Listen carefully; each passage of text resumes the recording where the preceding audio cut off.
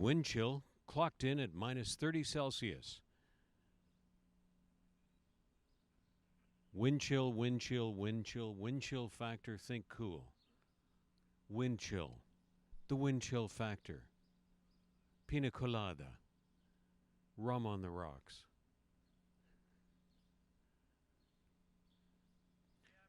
Currently close to.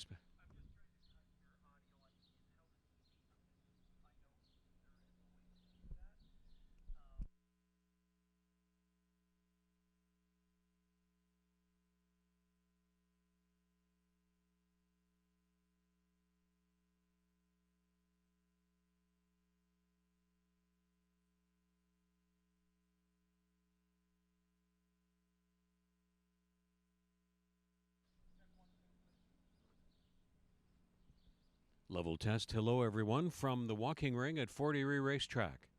First post at 1:10 p.m.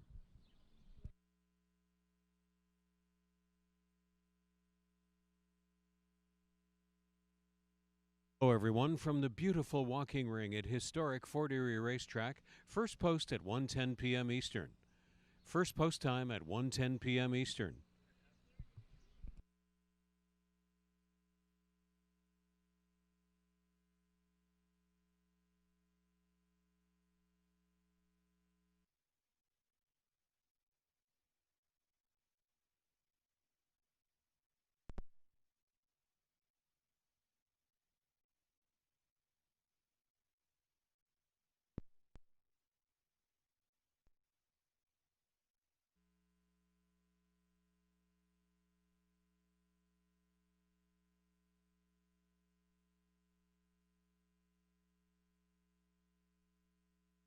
Hello, everyone, from the walking ring at Fort Erie Racetrack. First post at 1:10 p.m. First post time 1:10 p.m. First post at 1:10 p.m. Currently closed to spectators.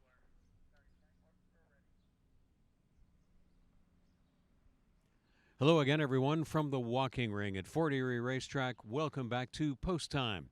And on today's program, a couple of big turf races to wrap up the day's action, especially in the sixth race, a full field going to go to the gate. And those of you like to chase a big jackpot, we had almost $25,000 in the Jackpot High Five carryover into the final race on the program that you're about to see today from our beautiful turf course. We're currently closed to spectators, but we want to thank all of you for following along on FortErieRacing.com. There you'll find the live stream and the replays, the racing schedule, the Ashley Mayu tip sheet, and much more at FortErieRacing.com. Thanks a lot for being with us post time each Monday and Tuesday at 1:10 p.m. and every Thursday night at 8 p.m. here on Your TV Niagara. So enjoy the action because it's post time from Fort Erie Racetrack on Your TV Niagara.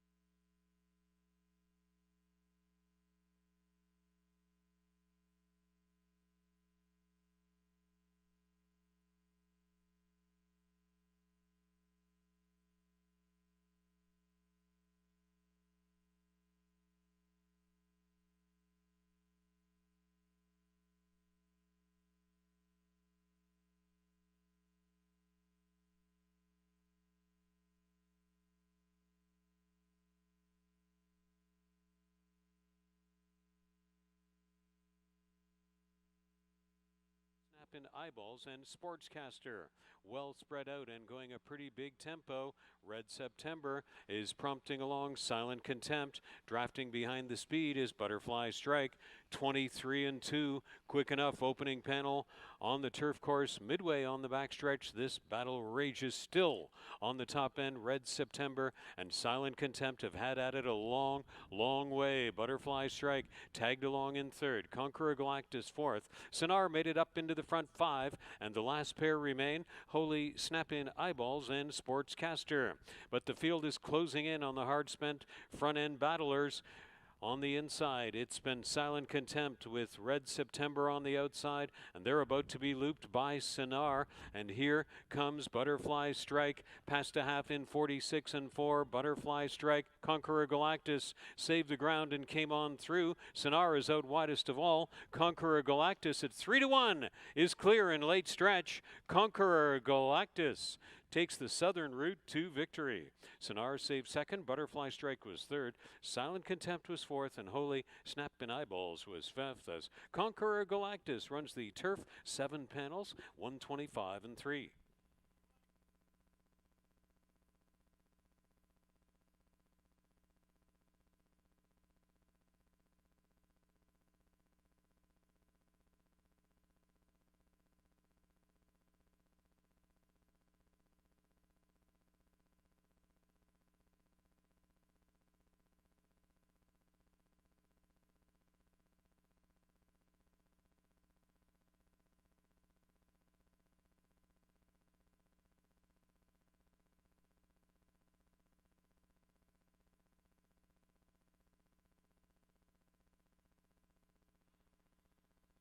They're off.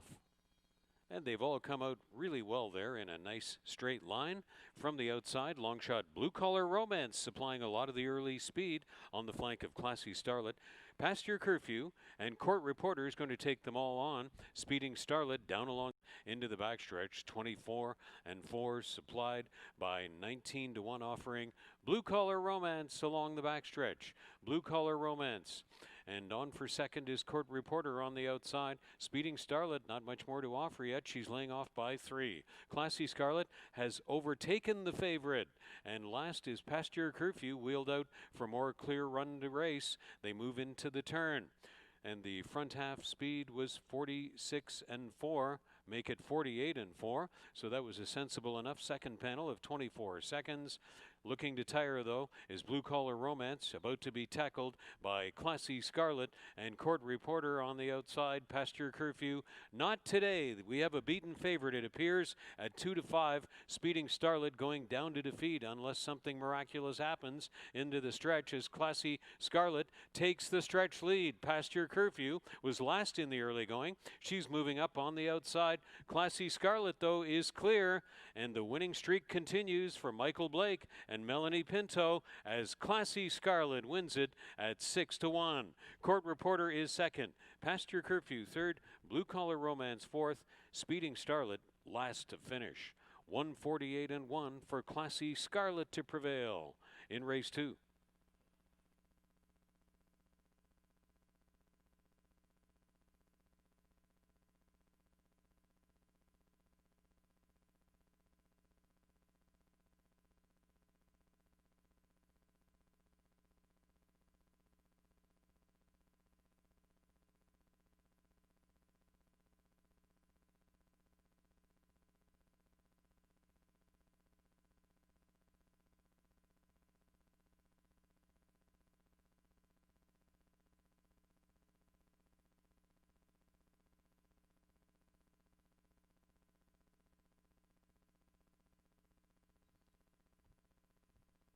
They're off.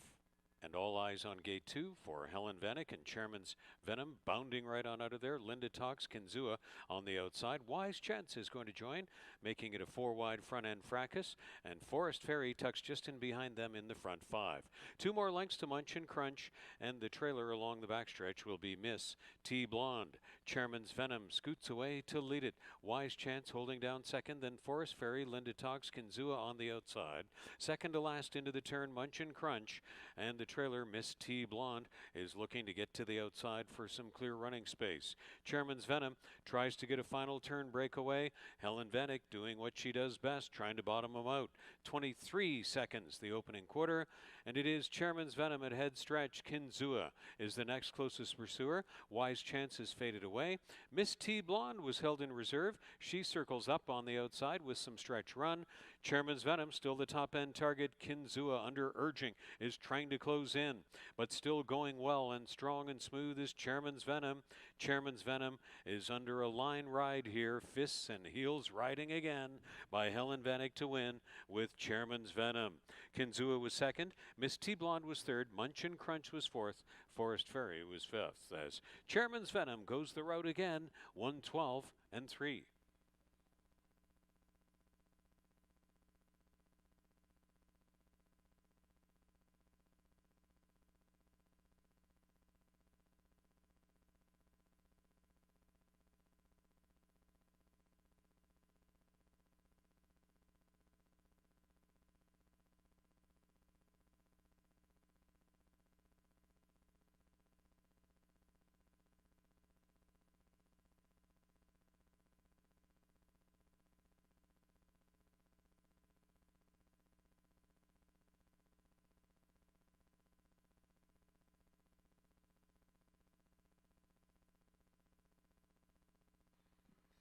They're off for 7 furlongs on the turf course.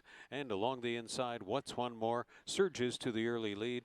Along the inside, Duke of Hearts is going to flash speed with that one. Dr. Robert made a neat gate rush and lands out in the front trio. Sterling Posse, then Jordan's Way. Running out wide, Cepalinas. Giant Balls of Fire has just one beat, and that's Texas Boy to the rear of the field. Getting spread out here over to the backstretch, What's One More, prompting along Duke of Hearts, and they straighten up for this Fort Erie backstretch. Jordan's Way running on the outside and overtaking Dr. Robert right there. Sterling Posse lays off. That one is flanked in on the outside by Cepalinas. Giant Balls of Fire as laying off the speed, and the trailer, Texas Boy. 24 and 2. The front quarter speed on the way to the turn. Jordan's Way has made it up to second on the outside of the determined looking leader, Duke of Hearts.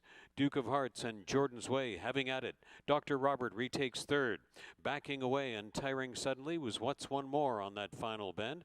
Then Sterling Posse. Giant Balls of Fire blocked along the inside there, but has overtaken Cepalinas turning for home. Texas Boy has never been in it, so in the stretch, it's Duke of Hearts. Duke of Hearts trying to open up on this field. On the outside, Dr. Robert with Jordan's Way. And through the stretch, Sterling Posse finds a seam. They might all be too late. Duke of Hearts is almost there.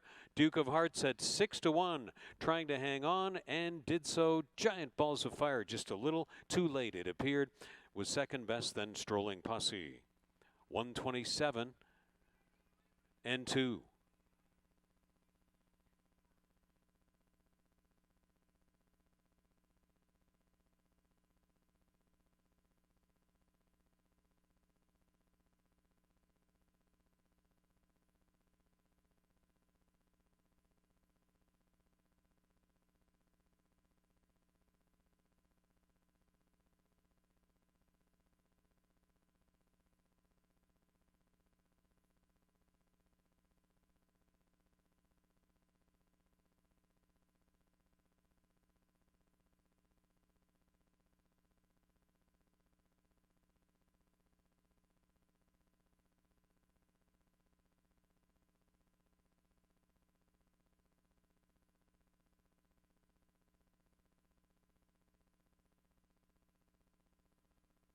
Stand by for a start. Race 5 at the post in Fort Erie, and they're off. Colleen Saylor was a step slowly away. Stolen Identity, first to Surge, then Bronze Age and Sent from Heaven. And along the inside is Kitten Solution, and laying just off them by 2 more lengths is Colleen Sailor. So it's Stolen Identity. Sent from Heaven is trying to get closer to the tempo setter. They move into the turn with Bronze Age still holding third. Colleen Sailor is underway and is overtaken. Kitten Solution to the rear of the field. Stolen Identity still by 3 lengths. Sent from Heaven. Sent from Heaven trying to make a dent in that lead at the head of the stretch as they move to the inside of the quarter pole. It's still Stolen Identity stalked by Sent from Heaven. Colleen Sailor from a long way back, and in between horses is Bronze Age. Here comes Sent from Heaven to the late stretch lead. Sent from Heaven at 5-2 draws clear to win it. Sent from Heaven for John Sims and Melanie Pinto won it. Bronze Age, big long shot, won Crawford on his birthday, salvages second, and a third place photograph with a charging Kitten Solution against Stolen Identity. No doubt about the winner, though. That was Sent from Heaven in a snappy 57-4.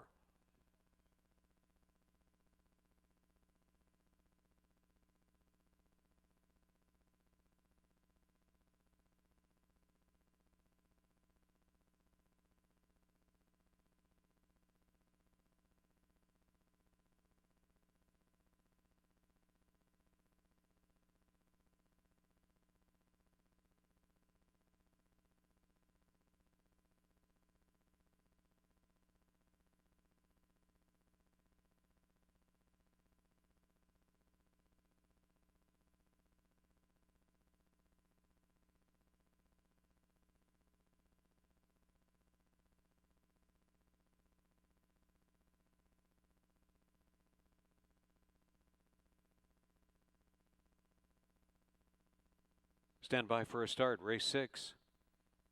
They're off, and all eyes on Strategic Vision looking to win the break and go to the front early. Out with that one comes Pool Playa, and then the troika of grays to the rear of the field. Get the News is on the flank of Lewinsky's Wild Affair, and 2 more lengths to Uno Champ. Helen Vanek has gotten her wish to make the lead with Strategic Vision. Strategic Vision, here comes Get the News, stalking up well on the outside, and sandwiched in between them is Pool Playa. These three having a good go of it into the turn. 2 more lengths to Lewinsky's Wild Affair, and about 4 more to Uno Champ the trailer. Strategic Vision not breaking contact with them. Here comes Get the News, almost to the saddle pad of the tempo setter. Pool Playa is third. Lewinsky's Wild Affair is fourth. Uno Champ is far back. Get the News trying to draw onto level terms with Strategic Vision, and the speed was good. 22-3, 45-3. They're in the stretch, and Strategic Vision just rebuffed the field there. Get the News is now well back, and Strategic Vision is gone with another Helen Vanek romping winner. Here is the place battle. Pool Playa rallying back on the fence for second, and Get the News had to settle for third, with Lewinsky's Wild Affair fourth. Strategic Vision all over those in the sixth. Running the 6 furlongs, 110 1/5.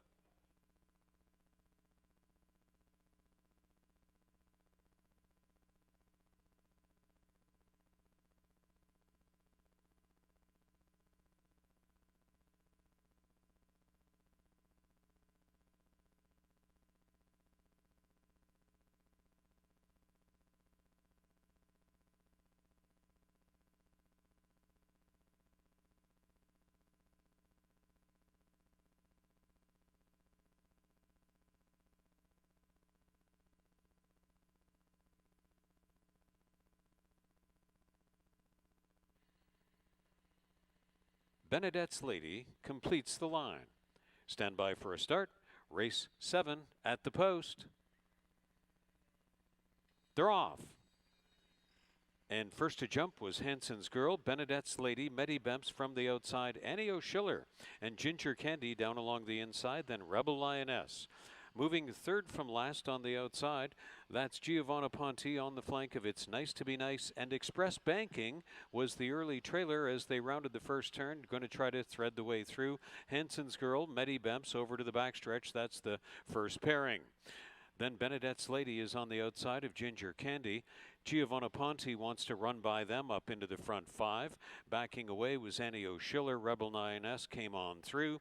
Second to last, making up some ground is Express Banking, and It's Nice to Be Nice tries to get underway out of the backfield. Hanson's Girl posted an opening quarter of 24 and 1/5 and is joined on the front end by Medibemps, and Express Banking is a lot closer into this front trio as they move on to the turn. Giovanna Ponte is widest of all out into the front trio now. Hanson's Girl has made all of the tempo. Here comes Giovanna Ponte. Tiring a little bit, Medibemps. Blocked off at the inside was Express Banking. It's Nice to Be Nice is winging out there widest of all. Hanson's Girl, Giovanna Ponte. Here on the extreme outside comes It's Nice to Be Nice, and Benedette's Lady never went away. 4 of them lined up across the track. The widest one is It's Nice to Be Nice. Benedette's Lady is rallying, so is Giovanna Ponte. Benedette's Lady got there to just catch Giovanna Ponte. It's Nice to Be Nice was a great third, and it was close for fourth with Anio Schiller against Hanson's Girl. Benedette's Lady was 21 to 1.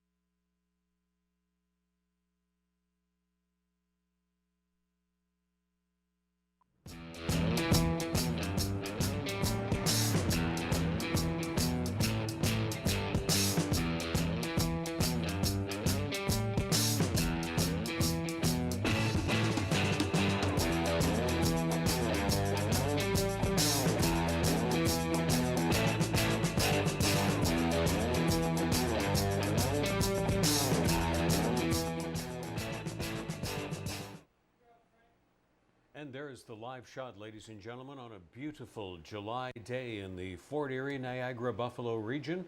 All set for live Canadian thoroughbred racing from Fort Erie Racetrack. Quickly counting down the minutes to first race post time at 1:10 p.m. Eastern. With the beautiful weather setting this day, the main track is fast. The turf course has come up firm. The temperature is climbing into the lower 30s Celsius or into the lower 90s Fahrenheit, and all set for a big Monday of action here with a building jackpot high five going into the final race. We remain close to spectators. Thank you for understanding, and we do want to thank you again for following along on FortErieRacing.com and across the nation on HPI TV, HPIBet.com, and on all of the various means that you can follow us across the United States and the world. That building jackpot high five carryover, $24,716 going into the final race of the program.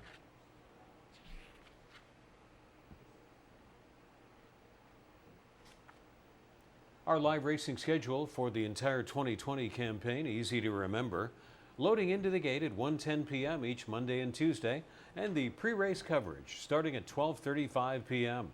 That's Fort Erie's live racing post time, all 1:10 p.m. right through to the end of the meet in mid-October this year.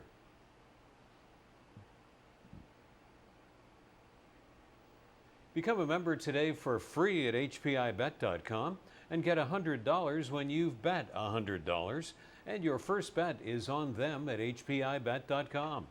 Membership includes earning the HPIBet rewards, the ability to watch 4 tracks at the same time.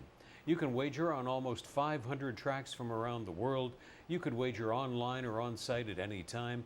It's free to join today. That's HPIBet.com.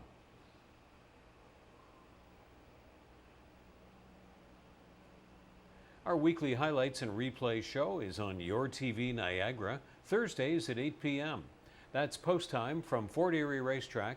Your TV Niagara is found at dial position 700 in Fort Erie, Niagara Falls, and the entire Niagara region.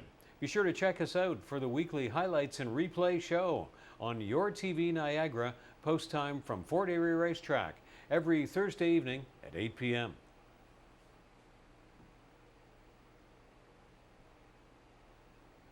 For our live stream, the replays, racing schedule, the Ashley Mayu free daily tip sheet, and the ability to now watch live in HD. Check us out at FortErieRacing.com. That's FortErieRacing.com.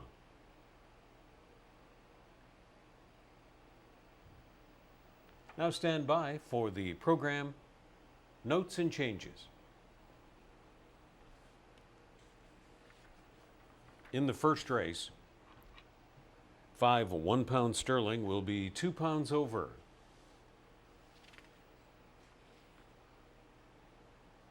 No changes in race 2.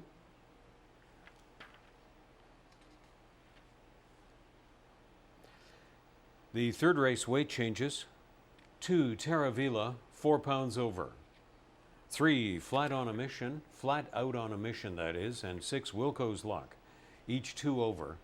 3 and 6, each 2 over in race 3. In the fourth race, rider change on 1 Chief Roland Thunder. Make it Chris Husbands. Chris Husbands rides 1 Chief Roland Thunder in the fourth. Still in that fourth race, 5 Love That Loot picks up a jockey change to Mark Lee Buchanan. Love That Loot will be carrying 120 pounds.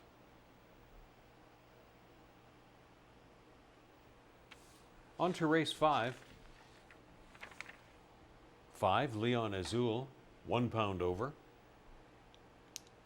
6, Big Classic, 2 pounds over.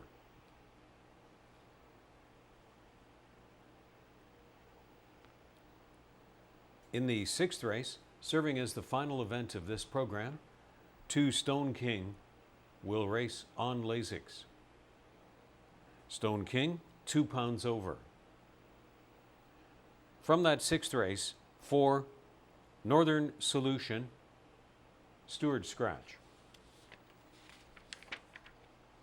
7, Gideon's Sword, 2 pounds over. Number 8, Sparkish, rider change to Max Badal. Sparkish will carry 119 pounds. And the 11 will move into race. Kindly note that in that 6th and final race, the 11, My Final Trick, will move into race and will be 2 pounds over.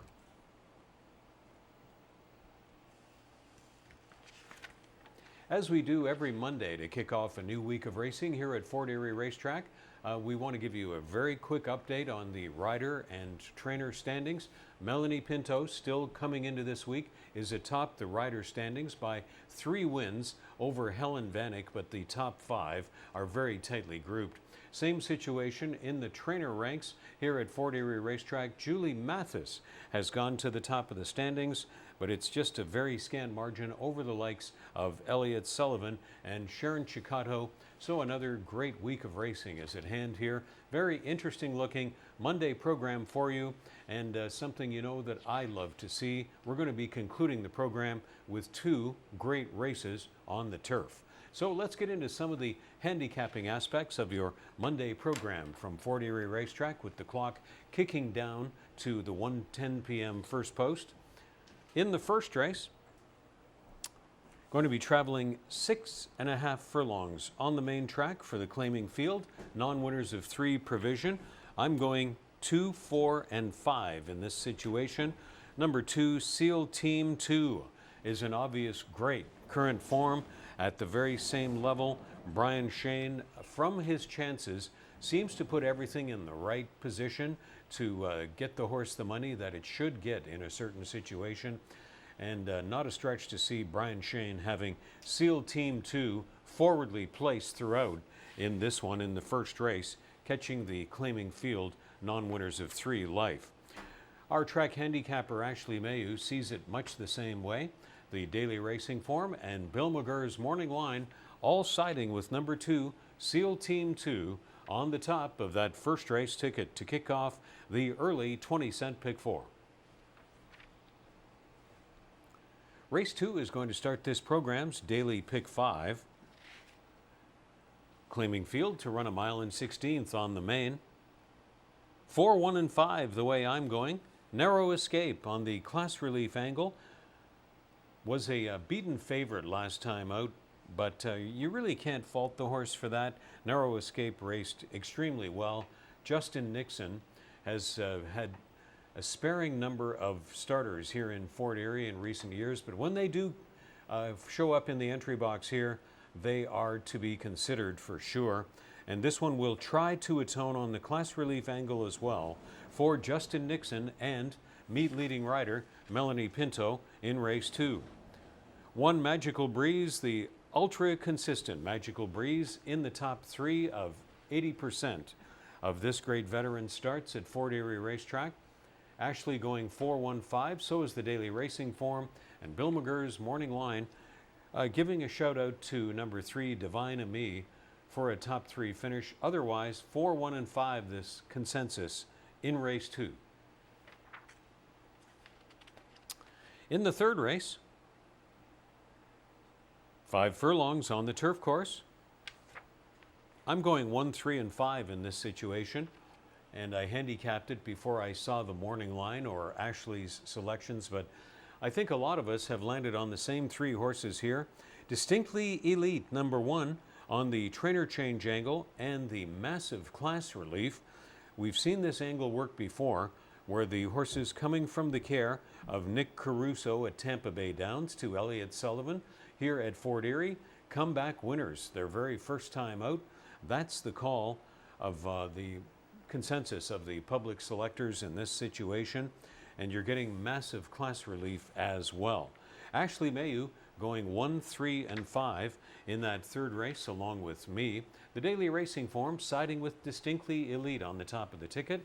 Bill McGurr from Equibase.com, who also works as our morning line setter, the chart caller, and the morning clocker here. He goes with number 3, Flat 2, side with Bill McGurr's top choice there. You are going to get something other than a favorite on Flat Out on a Mission. The fourth race to kick off this program's final rolling pick 3. Chris Husbands will ride number 1, Chief Roland Thunder. Marcus is my top call. In obvious current great form spree well underway for Marcus. Really love the way that this one has been racing, with Brian Shane positioning him close to mid-pack throughout and then making a winning run when it comes crunch time. And I'm expecting more of the same today, in spite of a little bit of a class hike for number 3, Marcus. My other selections are number 5, Love That Loot on the class drop, and number 2, New Pagodi. Same for Ashley with her selections, the daily racing form, and Bill McGurr. Also giving a shout out to number 4, Sophistication, but otherwise looks like a total consensus call for the current form spree underway by Marcus to continue in the fourth.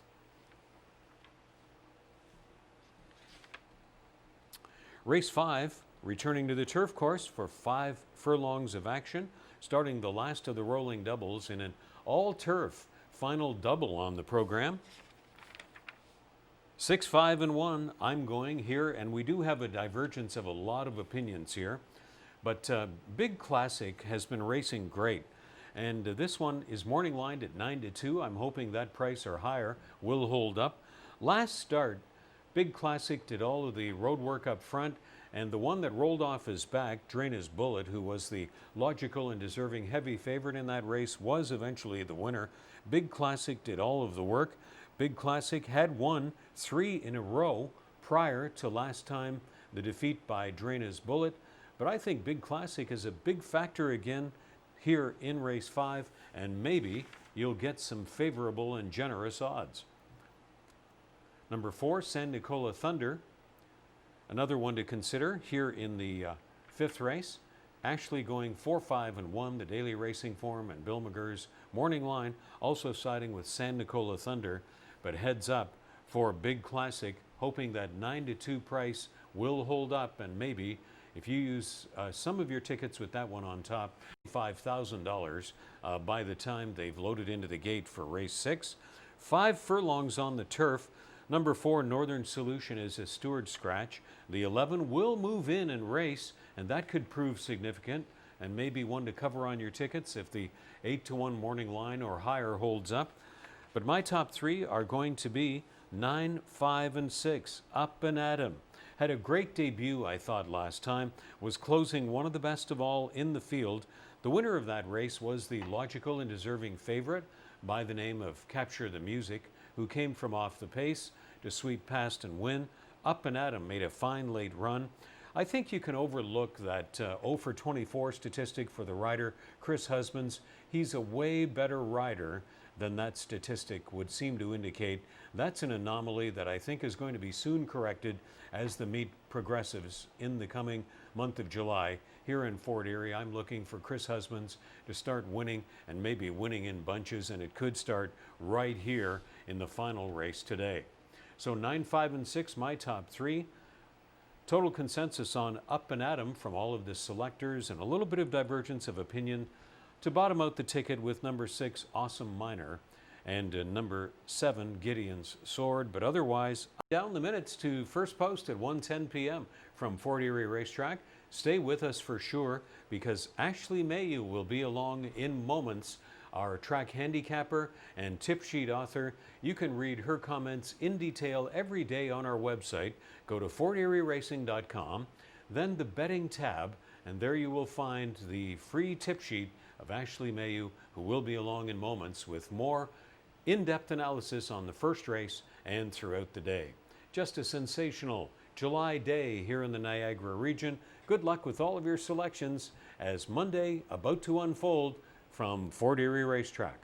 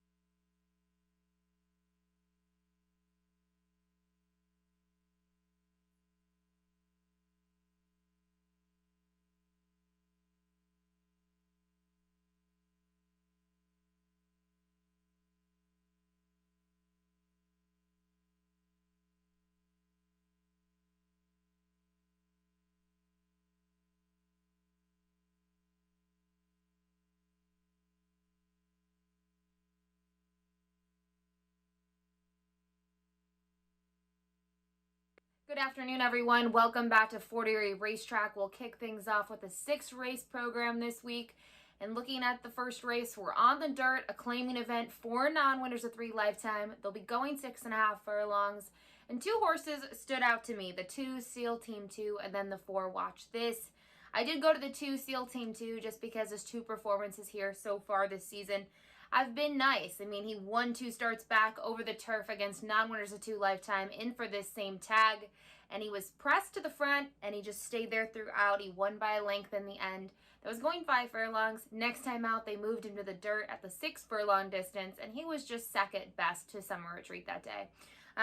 He'll have to go a bit longer today at 6.5 furlongs. I'm not too concerned about it because I think in here, having some early foot is a key thing. Now, another horse that I could see being forwardly placed too is the 4 Watch This, who most recently has been very disappointing in the 2 starts, one of which was here at Fort Erie, but he was facing much better that day. Now he's going back into a condition that he's still eligible for instead of those open claimers, and the winner was much the best, has already won again and had huge numbers out of there. So I'm kind of going to put a line through that race.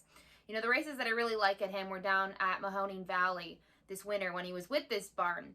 He had a second place finish in his first start for the Connections. Then he won back-to-back races. He broke the maiden and then got that non-winners of 2 life condition checked off his list, went in for a tag of 7,500. And he seemed that he could just keep on going even at the 6 furlong distance. So I think the stretch out for him should be good. Now, obviously, that most recent form is a bit discouraging, but he hasn't been forwardly placed. So I have to think that Kirk Johnson is going to be thinking, hey, we need to get this one sent to the front a lot sooner than, later in this case. Now, looking at the others in here, 1 Pound Sterling ran a great race last time out, but it was over the turf, so I really couldn't look to him. So I went to the horse on the rail, the 1 Tail of Ronan, who was just third at this level, going 6 furlongs, was, just a few lengths behind Seal Team 2.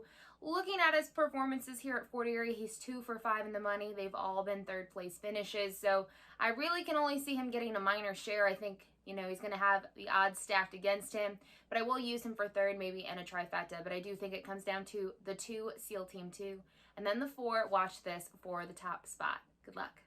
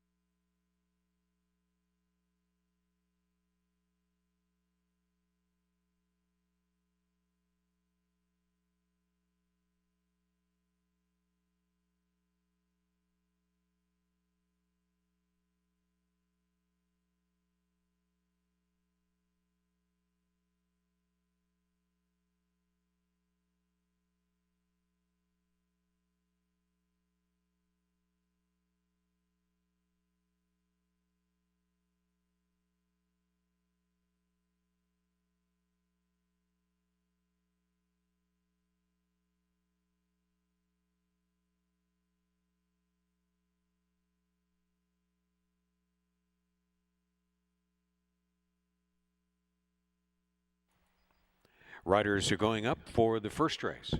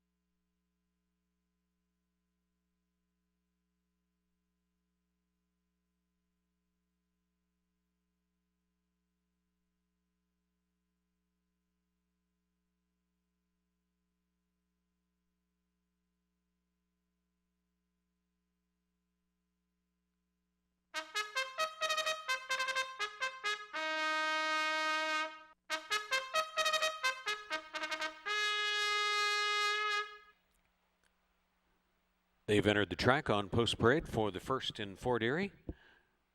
Tale of Ronan is number 1.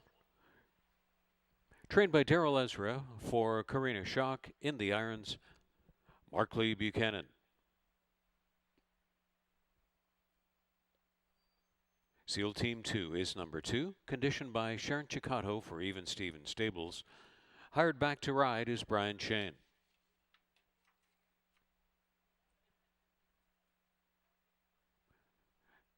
Next is Watch This, number 4, conditioned by Kevin Buttigieg for Colebrook Farms, partnered by Kirk Johnson.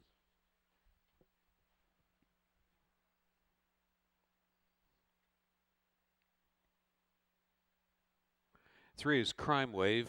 Kindly note Crime Wave will not have a cheek piece or blinkers.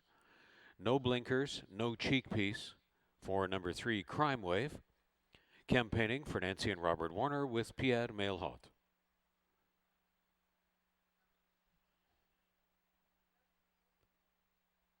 £1 sterling completes the field. Races for Catherine and Stephen Lister. Jockey is Max Bedell. The first race, start of the early 20-cent pick 4, starts the rolling pick 3s and rolling doubles. There's Superfecta, Trifecta Exacta, Win Place and Show, the first coming up in moments from Fort Erie. Equipment notes in the first race concerning number 3, Crime Wave, no cheek piece and no blinkers.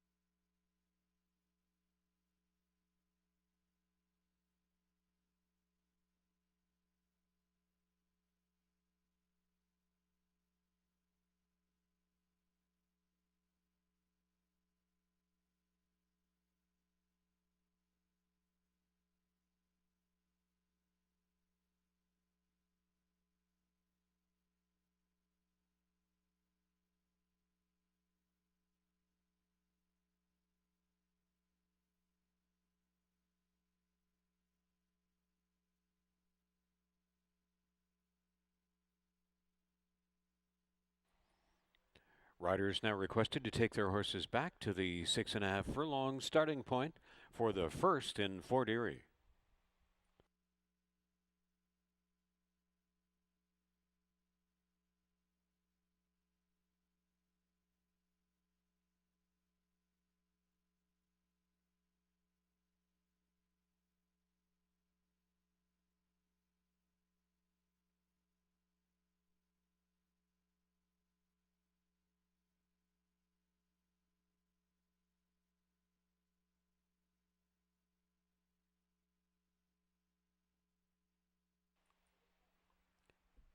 Horses have reached the starting point, readying to load for the first race.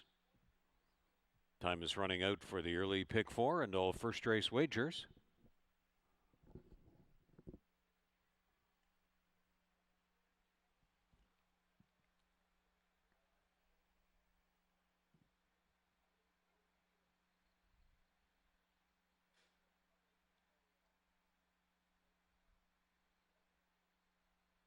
Tale of Ronan first in.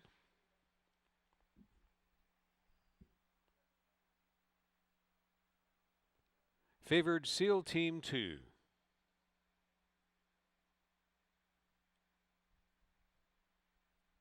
Crime Wave stepping up.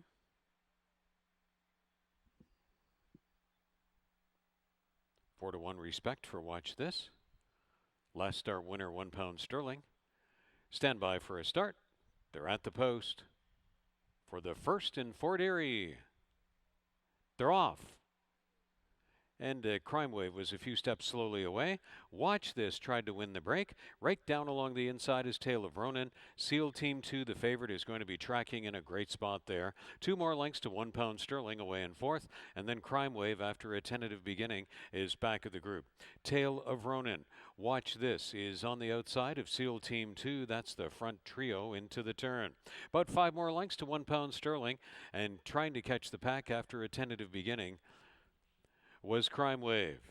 The opening quarter speed was 23 seconds flat in a very sultry day here in the Niagara region. And Tale of Ronan has been setting all of the tempo. Then Seal Team 2 and Watch This have been taking measure on the outside. Crime Wave makes it up into the front four, trying to overtake a £1 sterling. But that last pair about 6 lengths back of the front trio.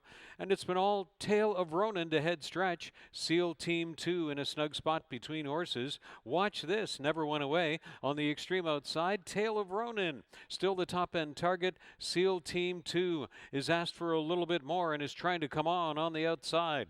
Tale of Ronan. Seal Team 2 is trying to surge one more time, but Tale of Ronan at 4-1 goes all the way. Seal Team 2 just second best. £1 sterling was third, and finishing fourth, Watch This in 1:19 flat. Tale of Ronan and Mark Lee Buchanan go all the way in the first.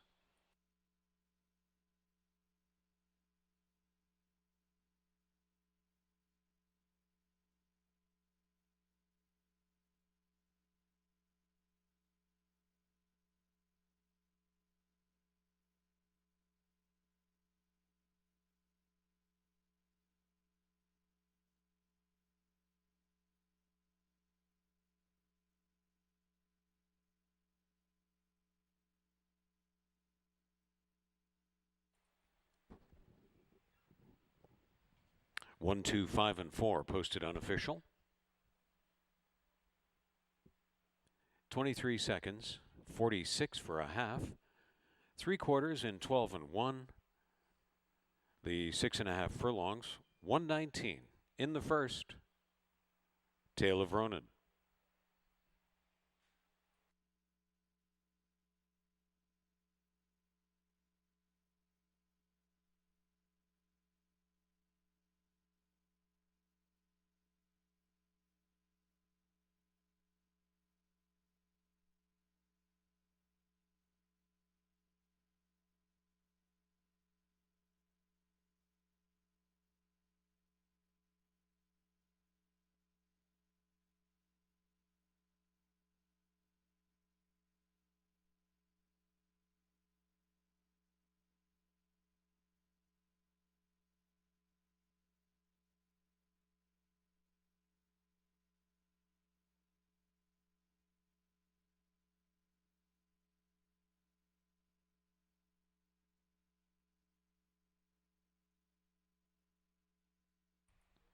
Here is Tale of Ronan returning from the first race.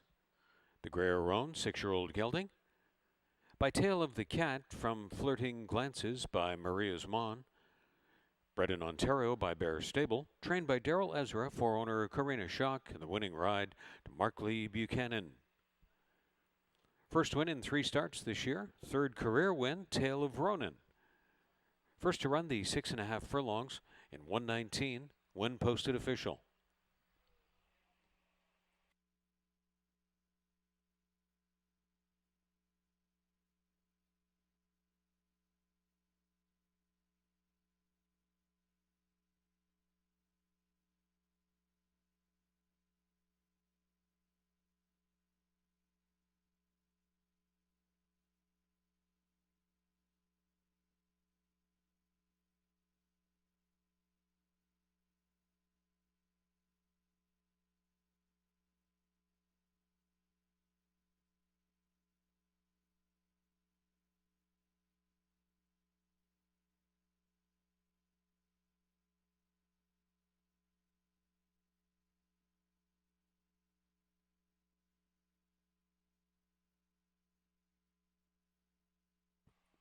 Off at 4-1, Tale of Ronan kicks back 10.30 on the win ticket, 3:10 and 2:30 across. Seal Team 2 was 2:20 and 2:10, £1 sterling, $3 to show. The exacta 13.80. The trifecta 73.40. The dollar superfective the first race, $73.05 for the combination of 1, 2, 5, and 4.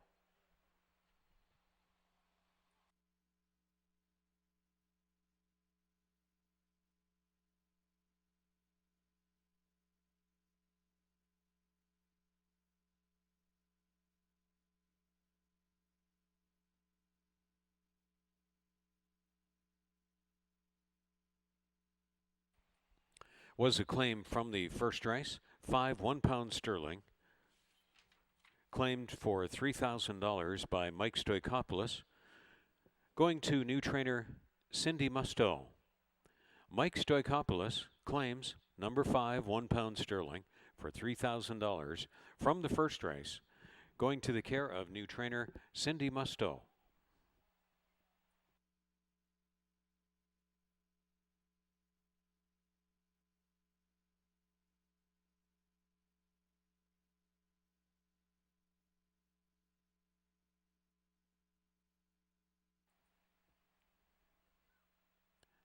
Our post-time schedule, easy to remember for the 2020 campaign at Fort Erie Racetrack. Each Monday and Tuesday, loading into the starting gate at 1:10 p.m., pre-race coverage on the air at 12:35 p.m. Eastern. And that's our schedule right through to the end of the meet in mid-October. Each Monday and Tuesday, live action from Fort Erie Racetrack, 1:10 p.m. Eastern. In Race 2, no changes. Race 2 is the start of the daily 20-cent pick 5. 17 minutes to post.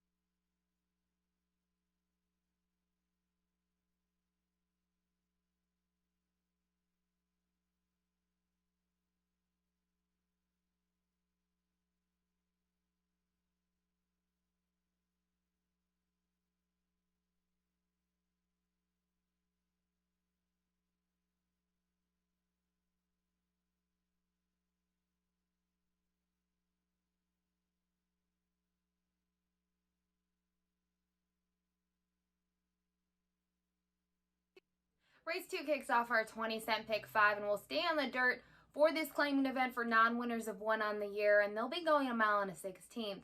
To me, the horse to beat is the 4 Narrow Escape, who was the post-time favorite last time out. He faced a better group of claiming company at the mile and 70 yards distance, and he was clearly second best. The pace setter in there, Giant Mine, got to the front, really wasn't pressured early on, was able to kind of just go out there and stay up front. So I think this race is not only a softer spot, but we don't have Giant Mind in here. And on paper, there's really not a horse that necessarily wants the lead. So I think Melanie Pinto is going to have some options with Narrow Escape. In the past, he's been forwardly placed in some of his races, so it'll be interesting to see what they ultimately decide to do. But I just think he is the class of the field. Looking at the others in here, though, I thought the 1 Magical Breeze would be good underneath, maybe in the exotics. You know, he was third, just behind Narrow Escape, exiting that same race. And at Fort Erie, he really likes the surface. He's often getting a minor share, but he's 8 for 10 in the money, 2 of which are wins. At the distance, he does have 3 wins going, you know, a 2-turn distance over the dirt. And I do think, looking at his races, you know, they debuted him here this year going 6 furlongs against non-winners of one on the year. But he ran a great race. He was second by a nose. It was a very short field of 3 horses, but the race came down to strategy. And the horse that they thought was going to set the pace did that, but was unable to hold on. So Magical Breeze kind of dueled it out with Augusto B. And just simply was unlucky and got the head bob not go his way. So I do think he is a horse that prefers 2 turns. And off that most recent performance, to me, being just, you know, just a little bit behind Narrow Escape at the finish, he seems to be the logical horse for underneath. Finally, I was kind of between the 3 Divine Ami and then the 5 World of Prospects. I actually did go to the 5 World of Prospects, who's exiting the claiming event for non-winners of 2 on the year. It was his first race since November. He finished third. He was well beaten, 7 lengths behind the top 2, the other Breeze and Been Waiting. That race kind of played out differently than I expected, but Been Waiting was the horse I thought was the one to beat, and he got beat that day as well. So I do expect some improvement second time out. He's an 8-year-old. Maybe he needed a race off the shelf at Fort Erie. He seems to like the surface. He's 3 for 5 in the money. And, I just think when these horses start to get older, they do need some time. And for me, I think they gave him just a week off. So they must think that he's got a shot today for at least a minor share.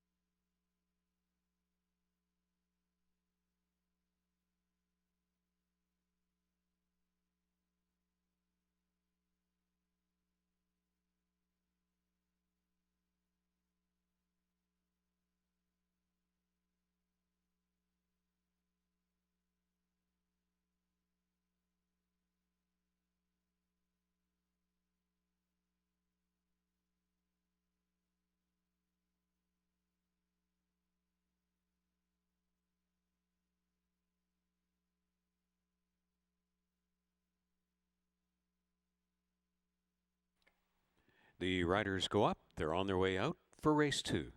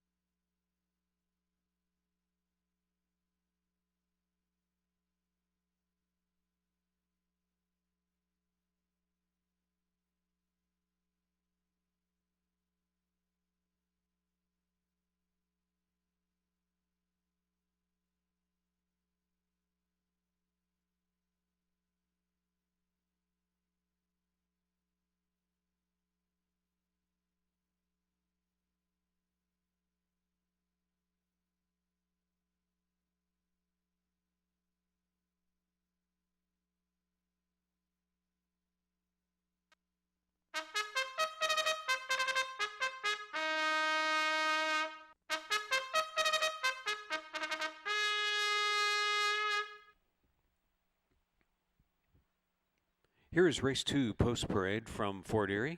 Magical Breeze is number 1, trained by Sharon Chicato for owner Jim Viter. The jockey is Kirk Johnson. Sportscaster number 2, racing for Eric, Ravendra Raghunath, and Nancy Dick with the mount to Mark Lee Buchanan. Nikki Alderson hired to ride 3 Divine Me by Crazy 8 Stables and trainer Daryl Ezra.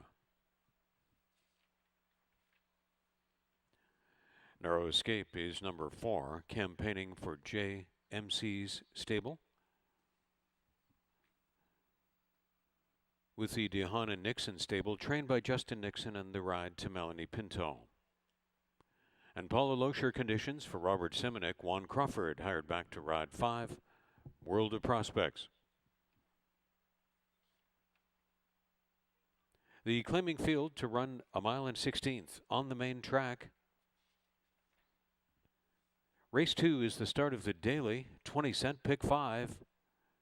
Post time fast approaching from Fort Erie.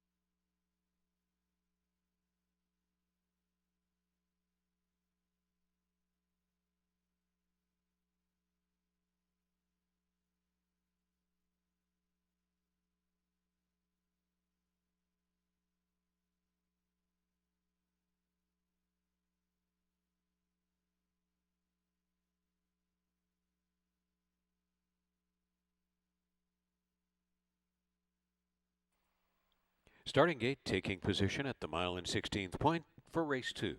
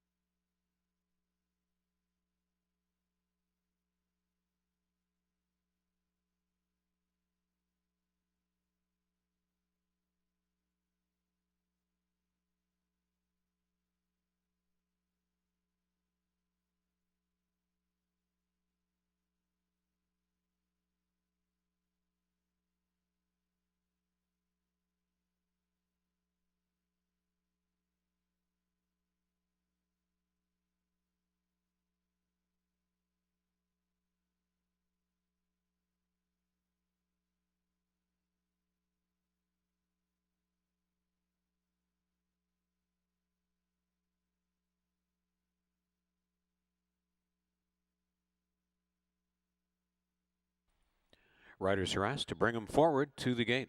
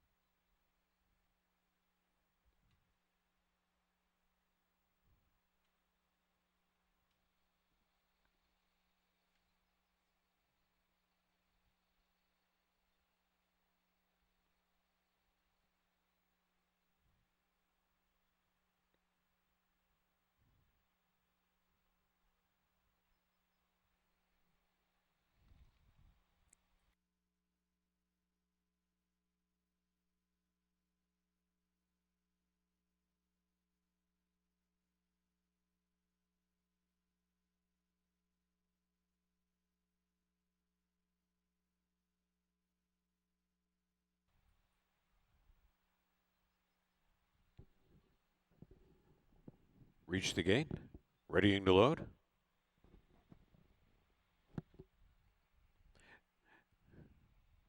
Second choice, Magical Breeze, is first in.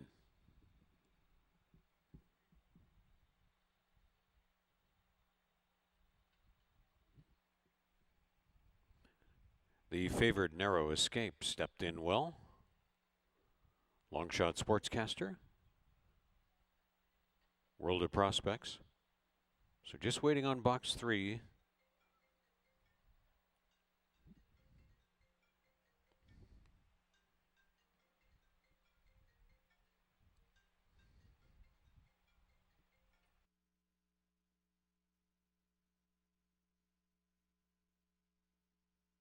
Magical Breeze stepped out. Divine Me is in. Waiting on Magical Breeze.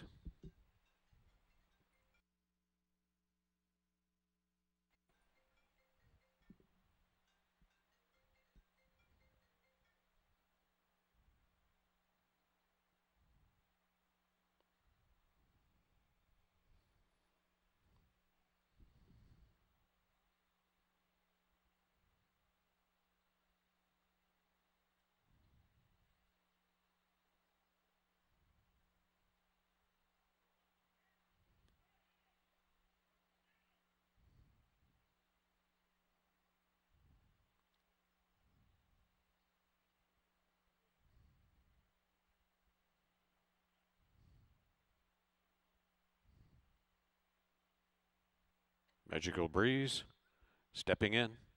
Stand by for a start. Race 2. They're at the post. They're off. World of Prospects looked for a good beginning. So did Divine Me, Sportscaster, Magical Breeze.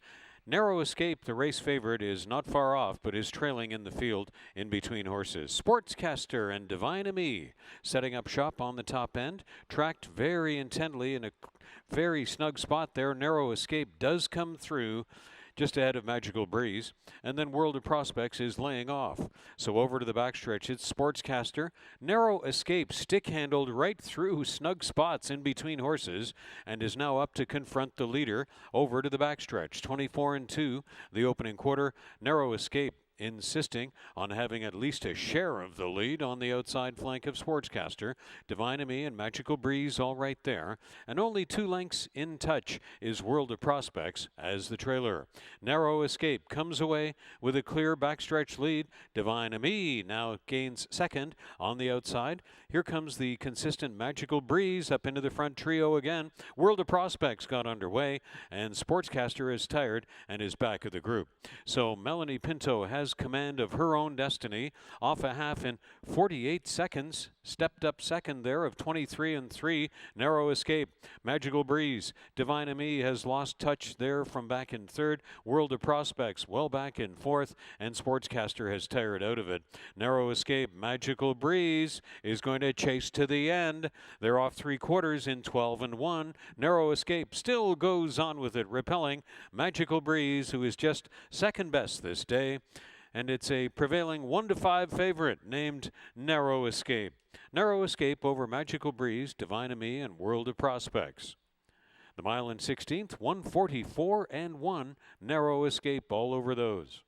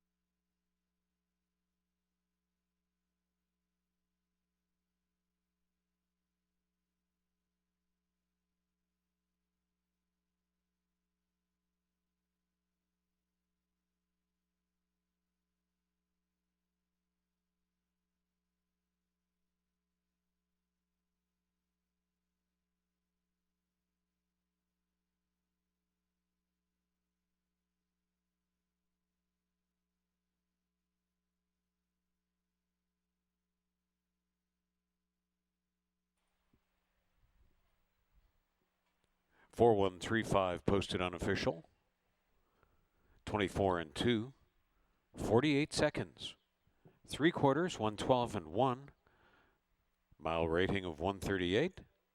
And the mile and 16th, 144 and 4. Narrow escape.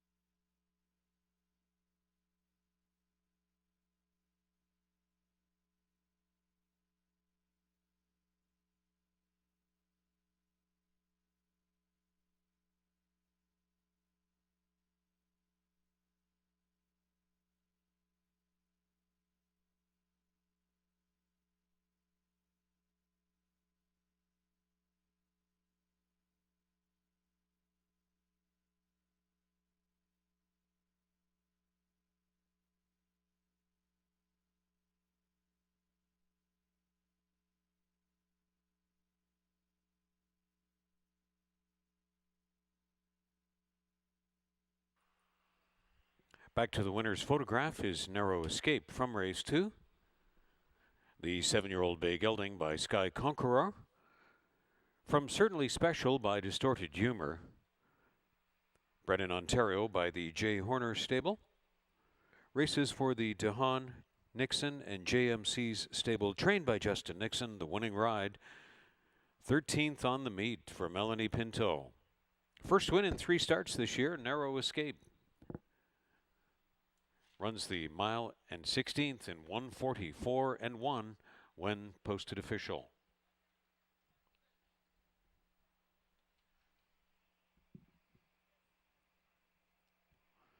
The corrected time is 144 and 4. 270 on the win ticket, Narrow Escape. 210 and 210 across. Magical Breeze, 260, 210. Divine Ami, 210. The Exacta, 490. The Trifecta, 750. The Dollar Superfecta, 413 and 5. $4.80. The program's first rolling double, $11.80.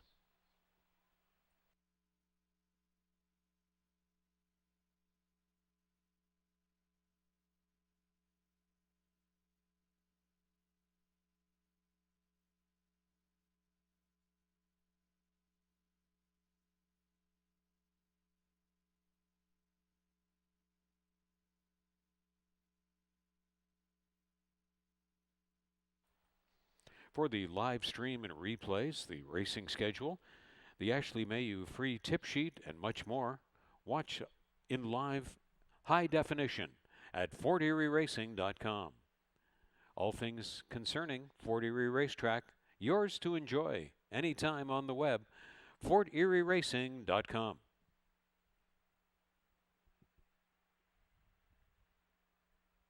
The third race changes to Terravila, 4 pounds over. 3, Flat Out on a Mission, 2 over. 6, Wilco's Luck, 2 pounds over. Race 3 will start the late 20-cent pick 4. 17 minutes to post.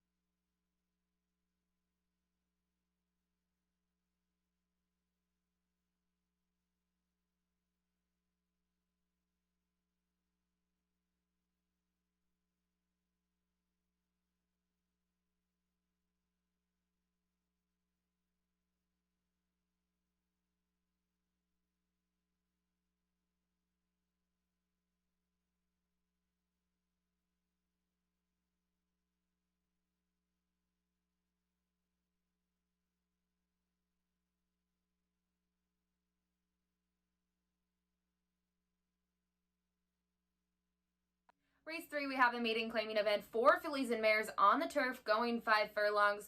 They're in for a tag of 62.50, and this is a compact field of 5, but looking at them top to bottom, only one horse has hit the board in her career, and that's the 5 Sugar Me Sweet. The others are either trying a new surface, they're trying a different distance, and if I was playing the late pick 4 that gets started here, I would use the all button. I wouldn't want to leave anyone off my tickets because it's really hard to see how this is going to play out.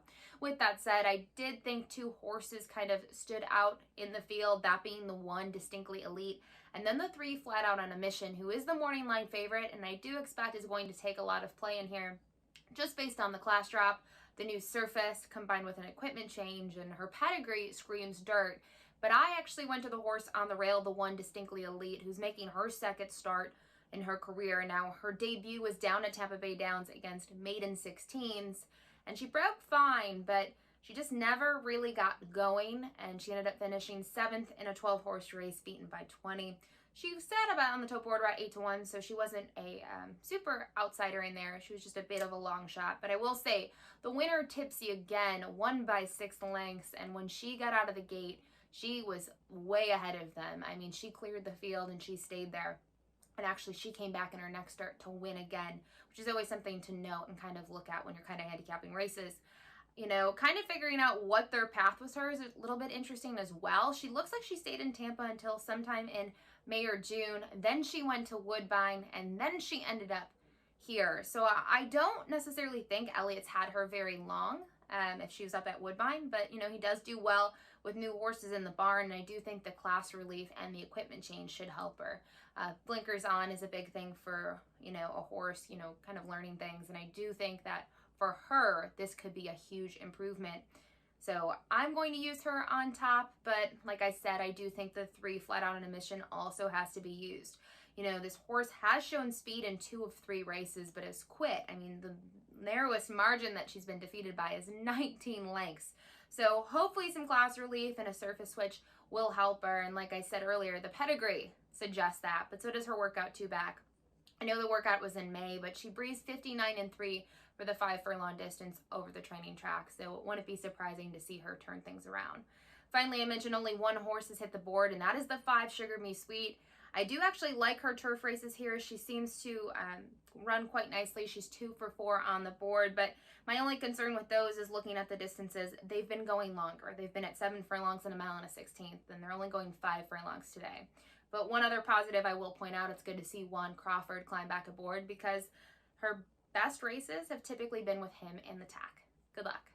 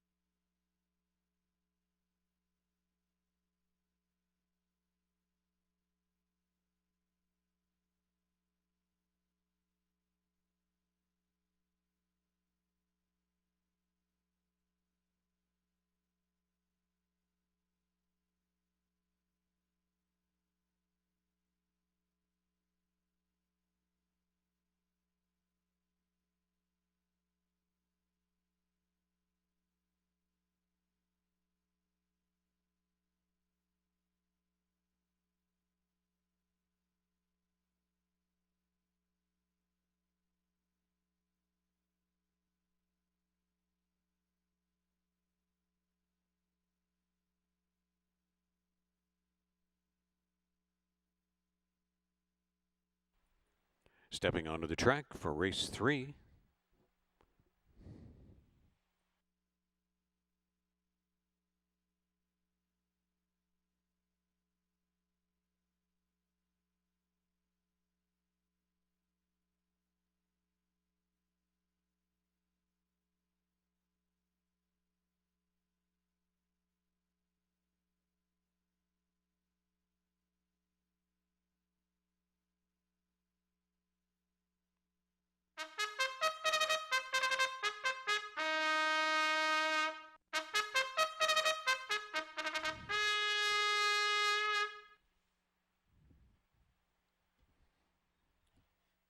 Distinctly Elite leading the race 3 post parade, now trained by Elliott Sullivan for owner Bruno Schickadans.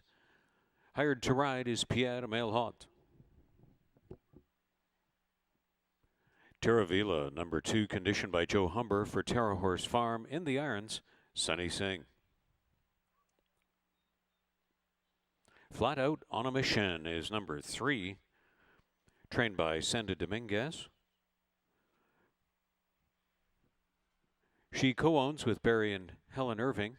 Hired to ride Emil Ramsamy. Wiccan Sense 4 races for Norm Davies with Chris Husbands. Sugar Me Sweet, number 5, conditioned by Michael J. Blake for Ascot Stud. Juan Crawford aboard.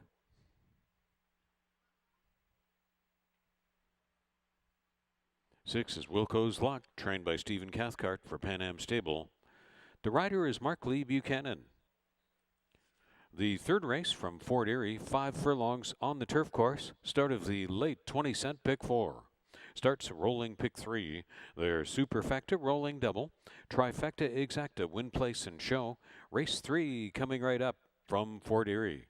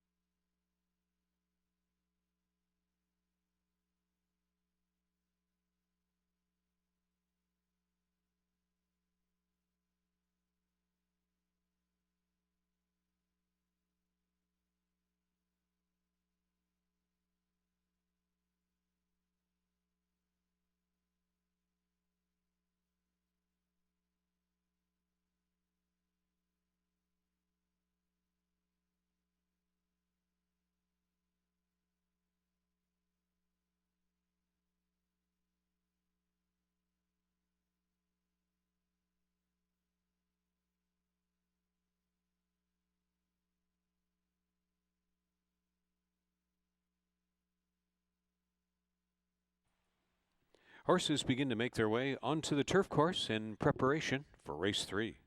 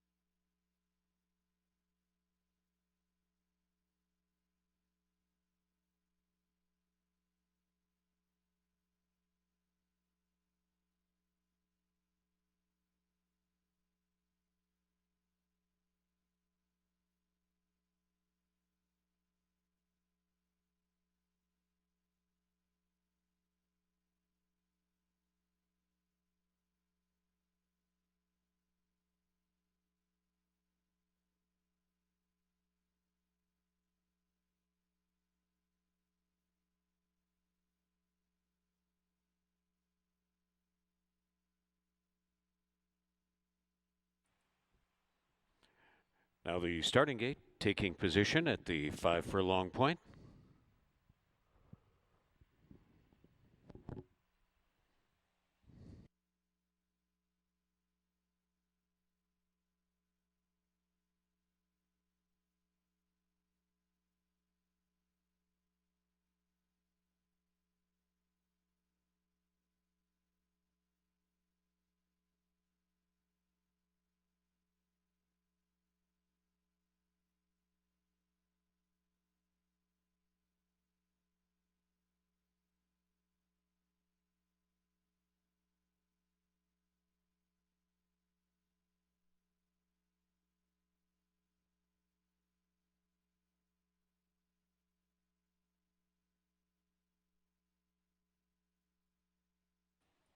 Riders now instructed to bring their horses to the gate for race 3.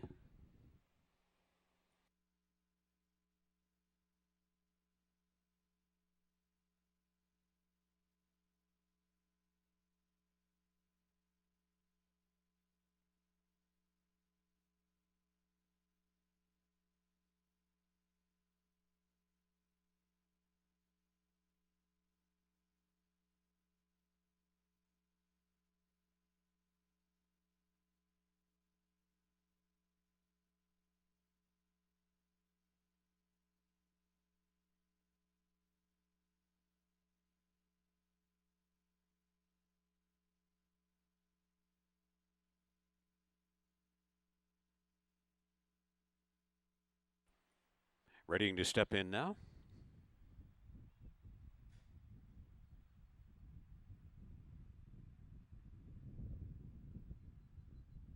Terravila, Distinctly Elite.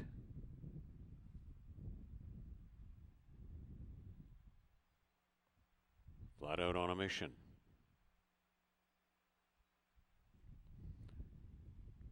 Wick and Sense getting 5-1 play.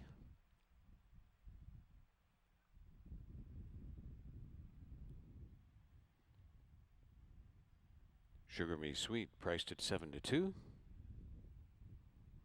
Long Shot Wilco's Luck. They're off in race 3. Sugar Me Sweet, its early speed presence. Distinctly Ellie has had a great beginning, so is Flat Out on a Mission, wanting to surge to the lead. Wick and Sense is there in between horses. Terravila emerged second to last, and then Wilco's Luck, the trailer in the field, as Flat Out on a Mission is sent on an attempted front-end mission, but tracking on the outside Distinctly Elite and Wick and Sense as they move into the turn. Terravila has made it up into the front 5, 2 more lengths back of the leaders though. Dropping back Wick and Sense on the outside, and Sugar Me Sweet emerges from the rear of the field. Wilco's Luck has dropped back. So it's Flat Out on a Mission. And Emil Ramsamy attempting a front-end mission. The quarter speed was 23-1. Flat Out on a Mission. Sugar Me Sweet is the next closest pursuer. On the outside, Terravila has moved up into third. Flat Out on a Mission was long gone all the way at 2-1. Sugar Me Sweet second. Then Terravila was third, and Wilco's Luck saved fourth as longest on the board. Flat Out on a Mission.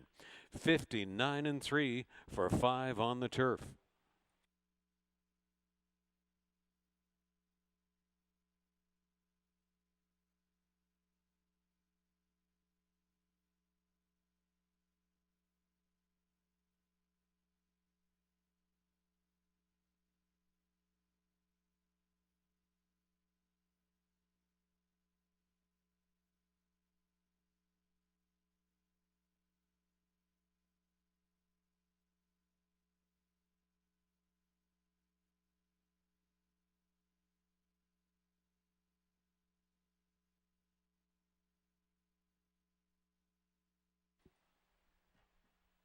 Split times review 23-1.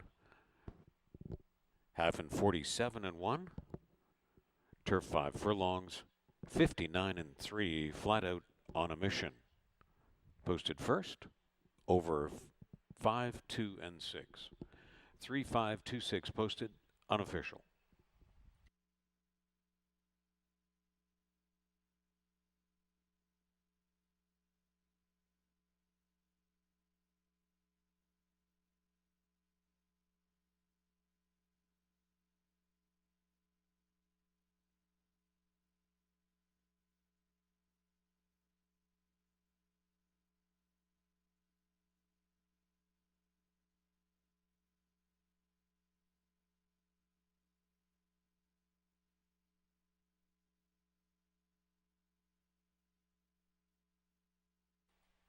Please hold all tickets from race 3. There is now a rider claim of foul.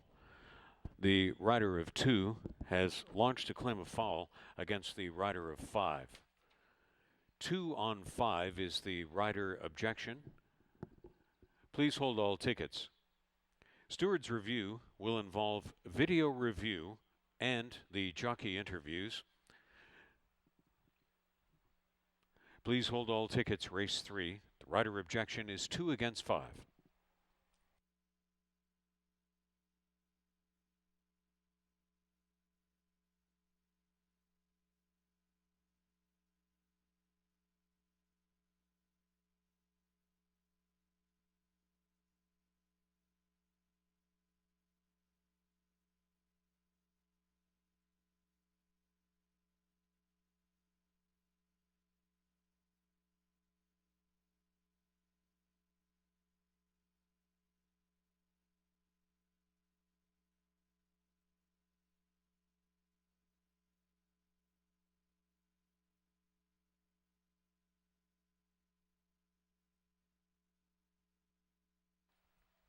Flat Out on a Mission is back for the third race. Winner's photograph.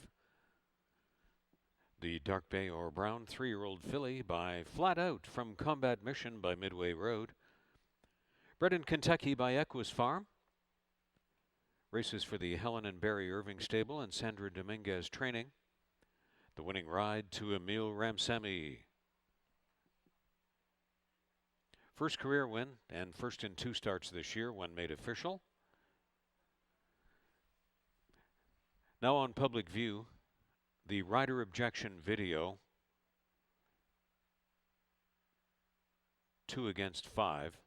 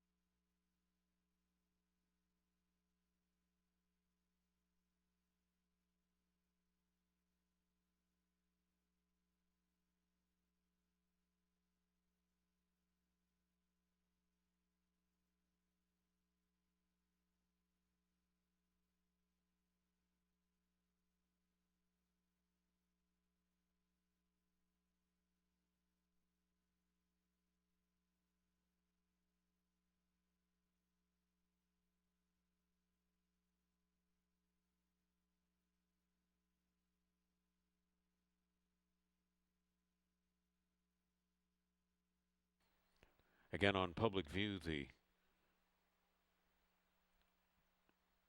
rider objection 2 against 5.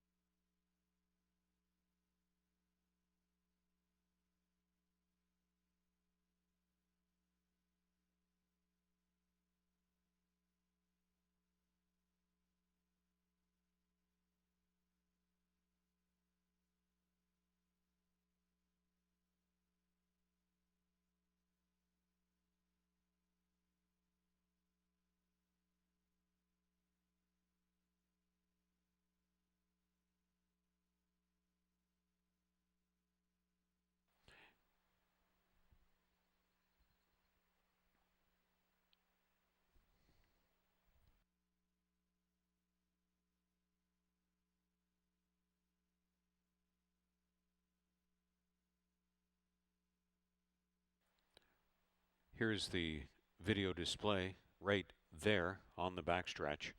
That's the reason for the rider objection 2 on 5. When 5 crossed over in front of 2, please hold all tickets.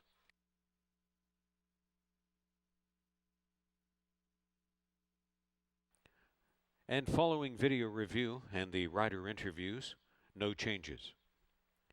The stewards find insufficient reason for any changes. 3-5-2-6 will stand. Rider claim of foul, 2-5, is disallowed by the stewards.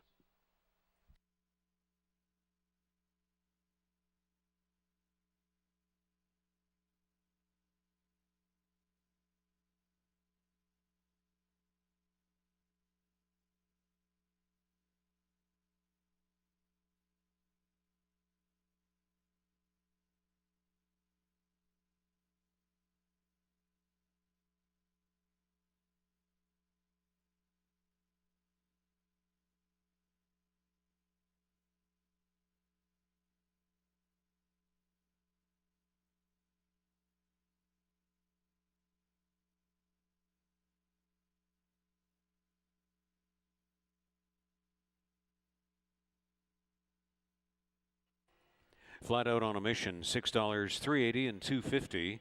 Sugar Me Sweet, $3.50 and $3. Terra Vila, $4.30 to show. The Exacta, $26. The Trifecta, $149.60. The dollar Superfecta, 3.5, 2 and 6, $315.85. Rolling Daily Double, 7.10. The program's first, pick 3, $24.20.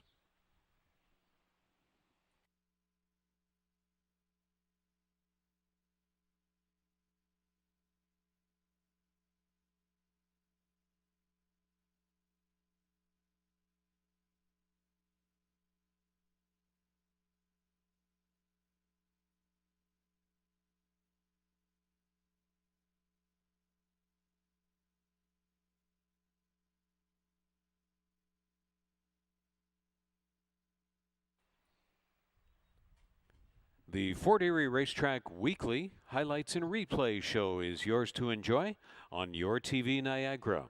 It's Channel 700 in the region, Thursdays at 8 p.m. Post time from Fort Erie Racetrack, featuring the highlights and replays from the previous week. Your TV Niagara, found at Channel 700 in Fort Erie, Niagara Falls, and the region.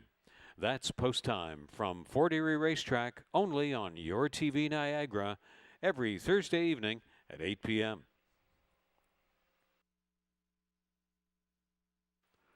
Now the fourth race changes. 1, Chief Rollin' Thunder. Rider change is to Chris Husbands. 5, Love That Loot picks up a jockey change to Markley Buchanan. Love That Loot will race with 120 pounds. 16 minutes to the fourth race from Fort Erie Racetrack.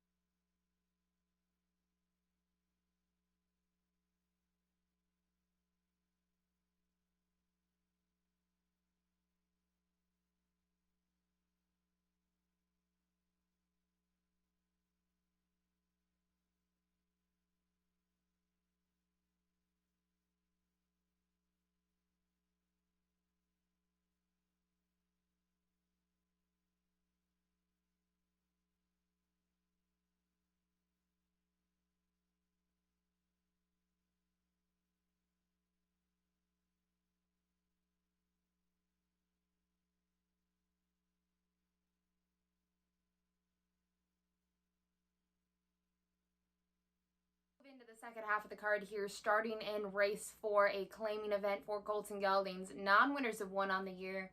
They'll be going 6.5 furlongs over the main track, and the horse that stood out to me is the 3 Marcus, who's simply done nothing wrong this year. He's 2 for 2 here at Fort Erie in his first race against non-winners of 3 Lifetime, in for a $3,000 tag. He won by 3/4 of a length, then they stretched him out from 5 to 6 furlongs. He ended up on a muddy main track against open claimers. Then he won with authority, winning by 6 3/4 lengths.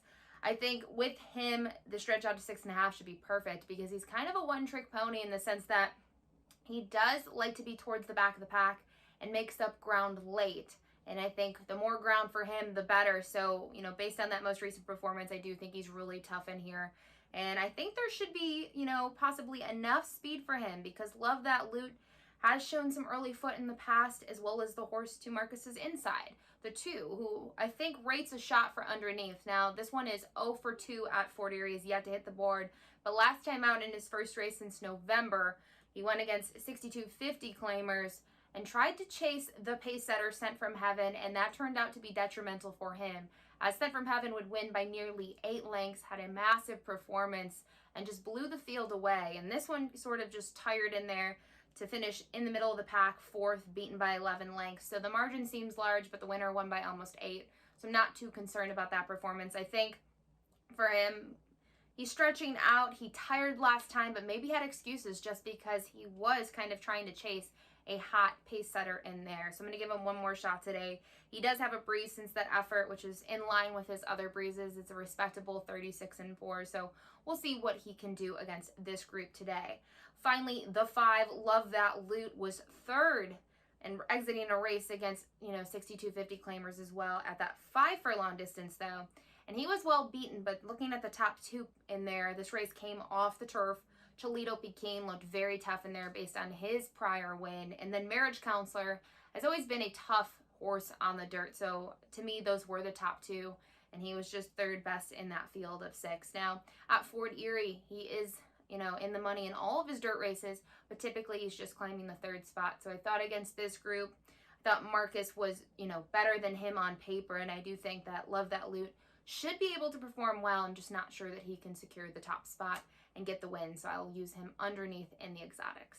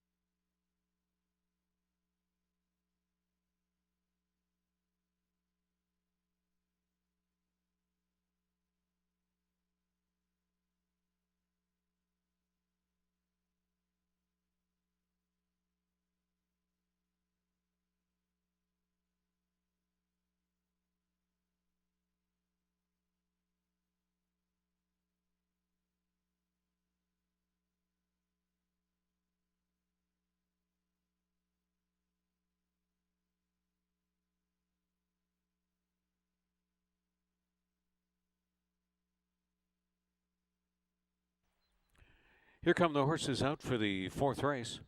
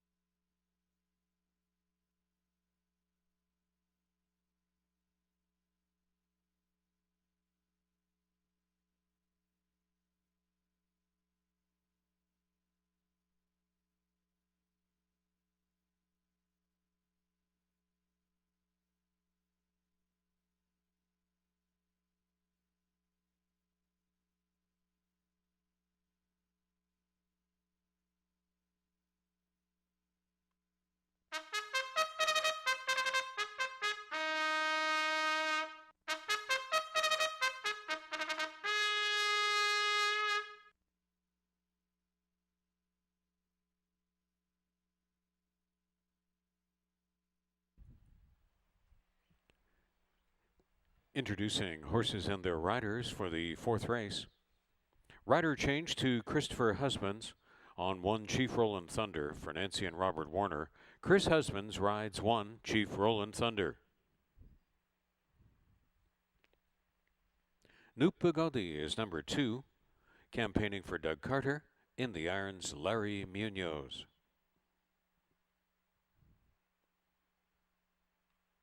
Sharon Chicato conditioning for Owen Warren and Rob Noyes. Brian Shane back up to ride 3, Marcus.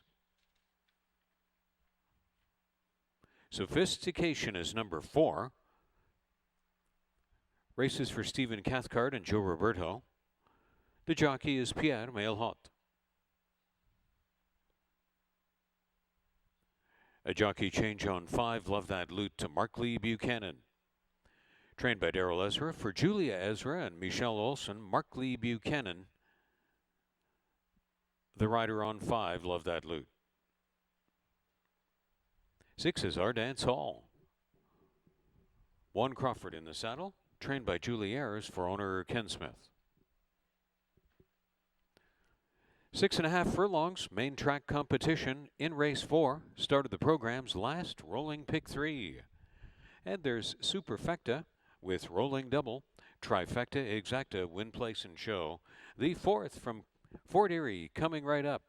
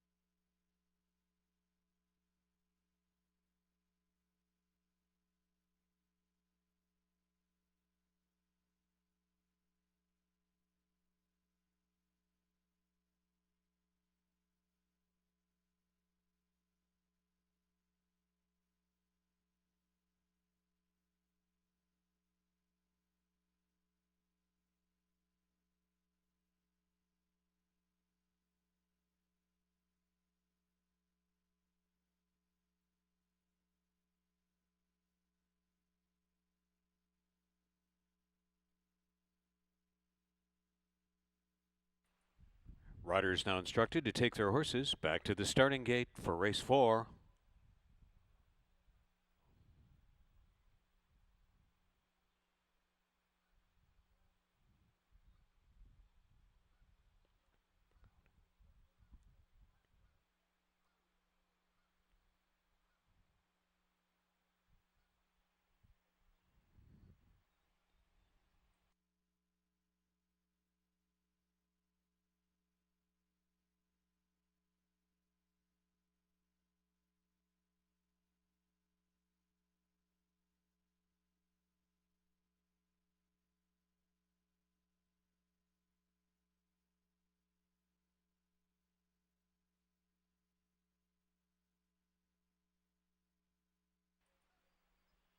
They've reached the starting point.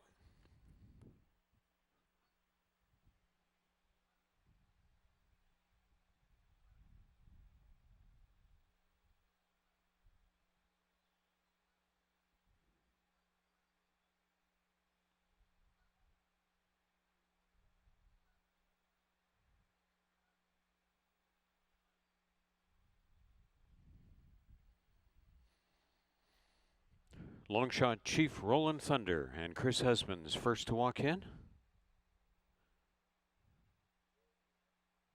Next to go in is the favorite, Marcus.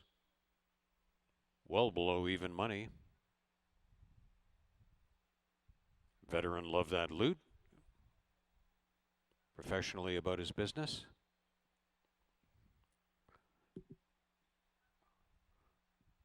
Ardance Hall has stepped in well. 2 to go. Sophistication and Nupagoli. Stand by for race 4. Waiting on gate 4 to load. Sophistication backed out.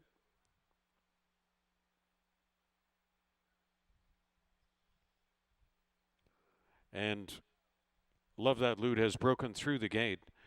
Attention over on the backstretch and emergency crew, we have a loose horse. Love That Loot has dumped Mark Lee Buchanan, loose horse.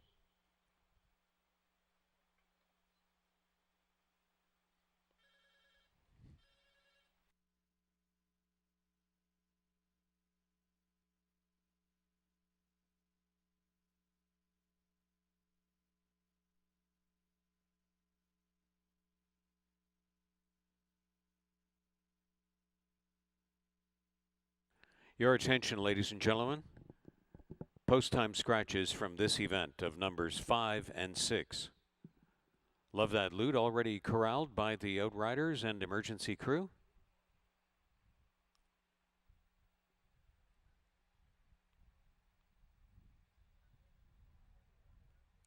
Under a short delay for the start of the 4th race in view of the gate incident.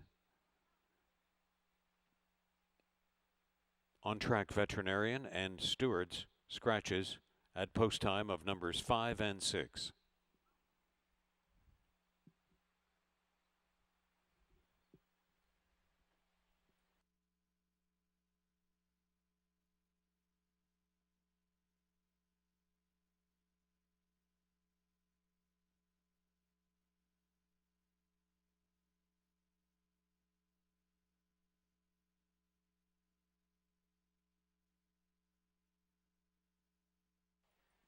The remaining horses do get a chance to back out of the gate.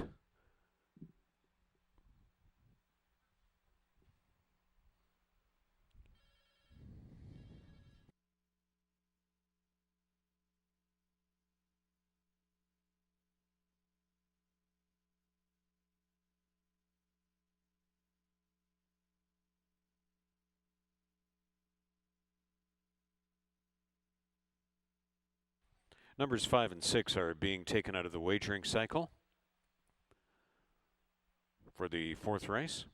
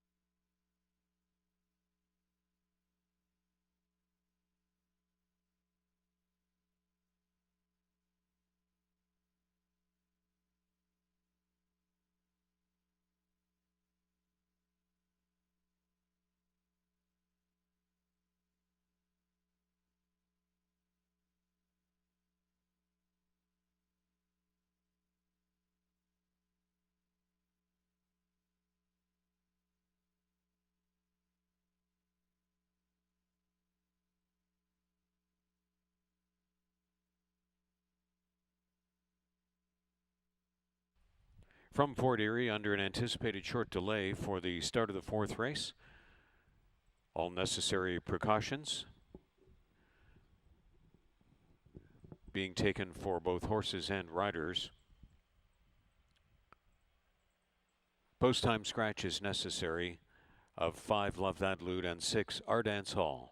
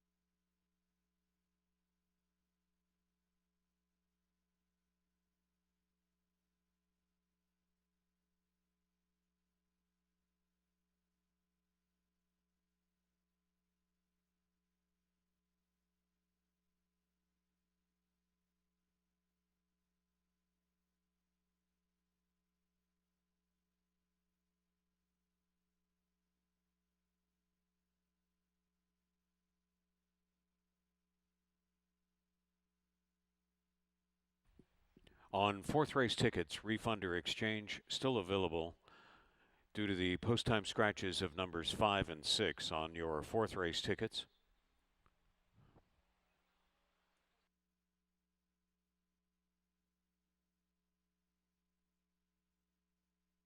So the gates are closed again and starting to reload.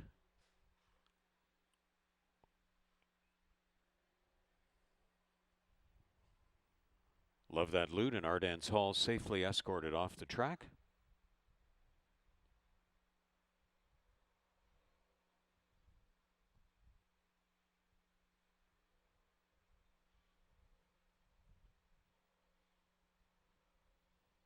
New Pagodi, Marcus, Chief Roland Thunder just waiting on Sophistication.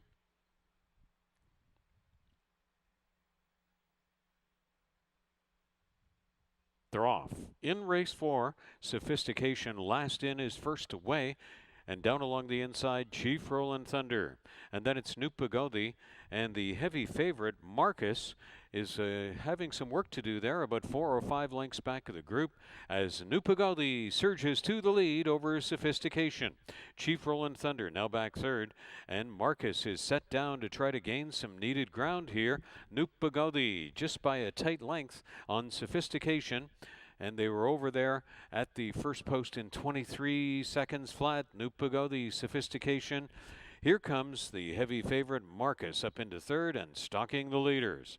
About 4 more lengths, and back of the group is Chief Roland Thunder. New Pagodi, Sophistication, Marcus, and Chief Roland Thunder well back. And closing all of the ground now to be in the front trio is the favored Marcus. Still some work to do. Sophistication comes to the outside on New Pagodi, and to the grandstand side comes Marcus. And Marcus tries to draw onto level terms. after an exceptionally fast half of 45-4, but the leaders are winded, and Marcus sailed right on by. Marcus is going to be a well-timed winner. Marcus under urging to get it done. Sophistication raced great and was just second best. Nupagodi was third. Chief Rolling Thunder last to finish. Marcus in the end the prevailing favorite in 117-3.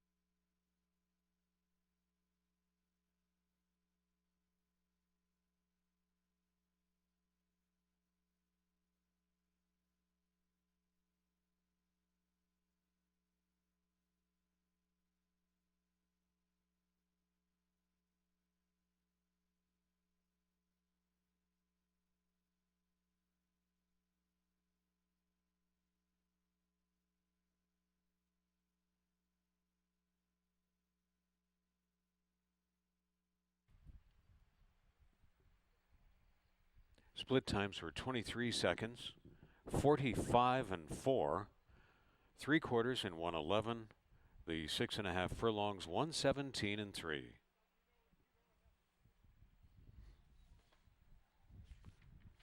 And the form spree continues for Marcus. The 5-year-old Chestnut Gelding by Roman Ruler. From Between the Clouds by Sky Classic. Bred in Kentucky by Sun Valley Farm. Trained by Sharon Chicato for Owen Warren and Rob Noyes. And the winning ride, 3 in a row for Marcus and Brian Shane. Undefeated in 3 starts this year at Fort Erie.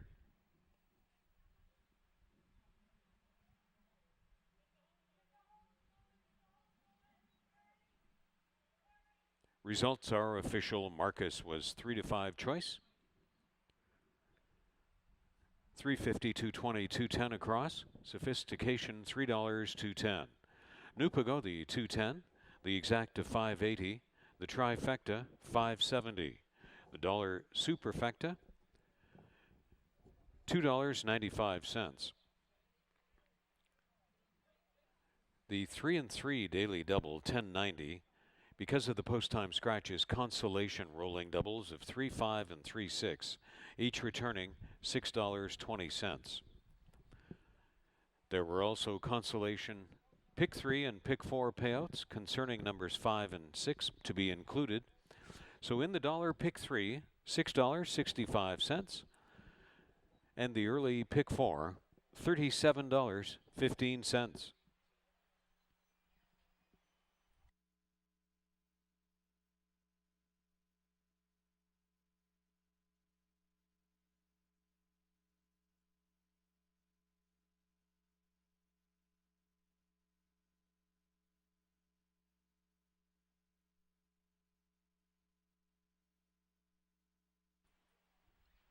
In race 5, number 5, Leon Azul, races 1 pound over. 6 Big Classic, 2 pounds overweight. Race 5 will start this program's last rolling daily double.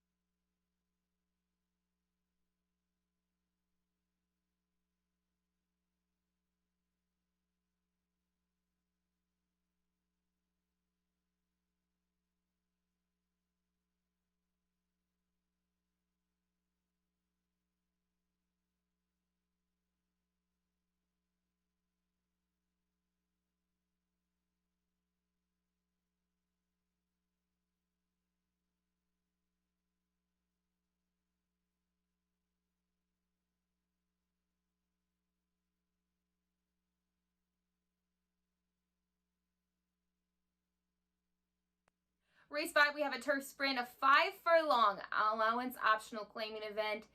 And looking at the field top to bottom, it looks to be a good race. I could see about 4 horses in here having a big shot. But the class of the field is the 4, San Nicola Thunder, who's made nearly $860,000 on the track. And this 10-year-old son of Silent Name hasn't found the winner's circle in some time. He did have one win last year that came over the Tapeta in May of 2019. Big performance from him. He won by 3/4 of a length. It was a dead heat for the top spot, but he had a big number come out of that. And looking at his races after that, he did have some decent efforts. He had a second place finish against optional claimers, 60,000. That was going 5 furlongs over the turf course up at Woodbine. I thought that race was great, and since then he has yet to make a on the board finish. Now his 2 starts this year, I thought the better of the 2 was the first race off the layoff. He finished fifth in a 10-horse field, was beaten by 5 3/4. But what I liked about it, it was a salty group, but he did make up a lot of ground late. Now that could be concerning. That was going 5.5 over the Tapeta, but I just think he's getting some significant class relief here today. At the distance, he only has that one on the board finish that we mentioned earlier, but I just think he appears to be really tough at this level. Now, there's a mare to his outside, the 5, Leon Azul, who I do think is intriguing in this spot. Exits a second place finish against non-winners of 3 Lifetime, going 7 furlongs over the turf. And I will say, that was a tough non-winners of 3 Lifetime. I mean, the winner looked like a standout on paper, and that was the mare out of the Paulo Loescher barn, Capoeira, who had some really nice performances down at Tampa Bay Downs over the winter. In fact, had a win where she won decisively, but in her other 2 races, she also hit the board against tough competition. I do think, obviously a mare going against the boys, it's a difficult task, but in this spot, she does have some early foot. She doesn't want the lead, but she wants to be near the lead. I think going 5 furlongs, that should suit her well, because she's cutting back from that 7 furlong distance, and maybe she'll be able to carry herself further today. Finally, the 1 Stormy Leo 5-1 morning line. I'm hoping he'll stay around this price because I thought he was intriguing. His performances last year, I should say, he had some nice ones here over the dirt. I mean, he won his second Lifetime win here against $8,000 claimers, going 5.5. And then a couple starts later, he won at the same claiming price against non-winners of 3 Lifetime. And again, he was decisive in the performance. Now, the thing that's intriguing about him is he does have speed. I mean, looking at his races here, the slowest half that he went is 45-4. And knowing that they're only going 5 furlongs over the turf, I do think it's beneficial to have some early turn of foot. And, he appears to be one of 2 that will want kind of to be out front. Now, his turf races, though, he hasn't shown much, but he had some excuses. He did face 2 tough groups up at Woodbine. So I don't want to say he's not a turf horse. Obviously, he's really liked the dirt here at Fort Erie, but I'm going to give him another shot, and I think that he'll offer more value than a lot in the field.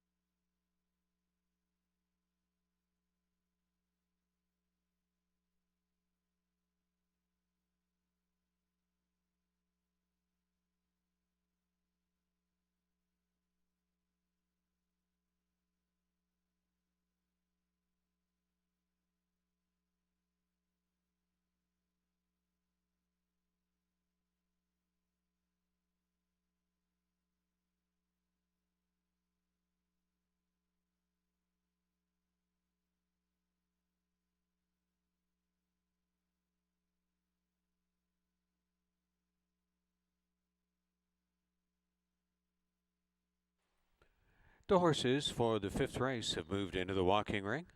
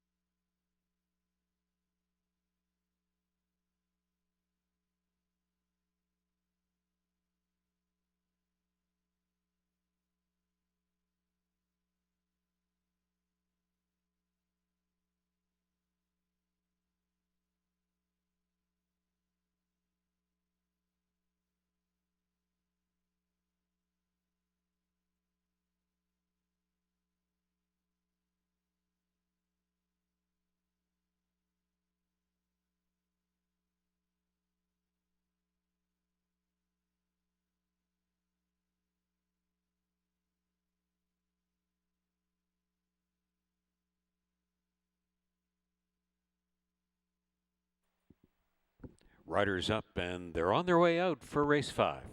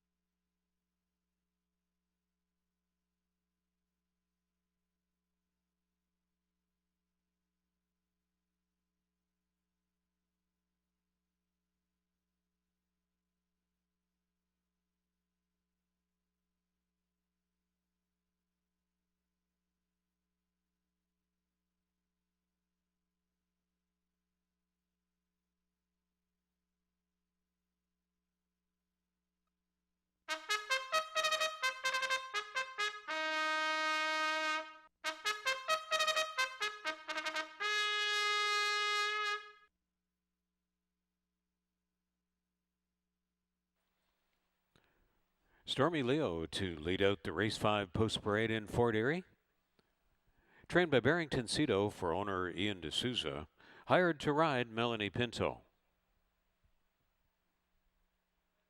Unyielding is number 2. Partnered by Larry Munoz for Valerie Thompson and Scott Simmons. Daniel Wills training for Gene Ryan. Emil Ramsamy hired to ride 3 Good Old Hockey Game.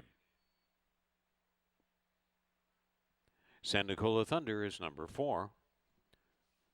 Trained by Tony Adamo for Bermuda Blue Farm and Partners.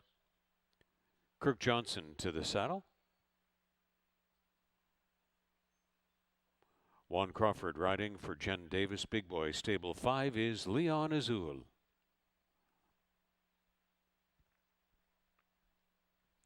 Joe Humber conditions for Joy Elkins. Sunny Singh hired back to ride number 6, Big Classic. 5 furlongs on the turf course in race 5. There's Superfecta, last rolling double of the day. Trifecta Exacta, Win, Place, and Show, all available on race 5 from Fort Erie.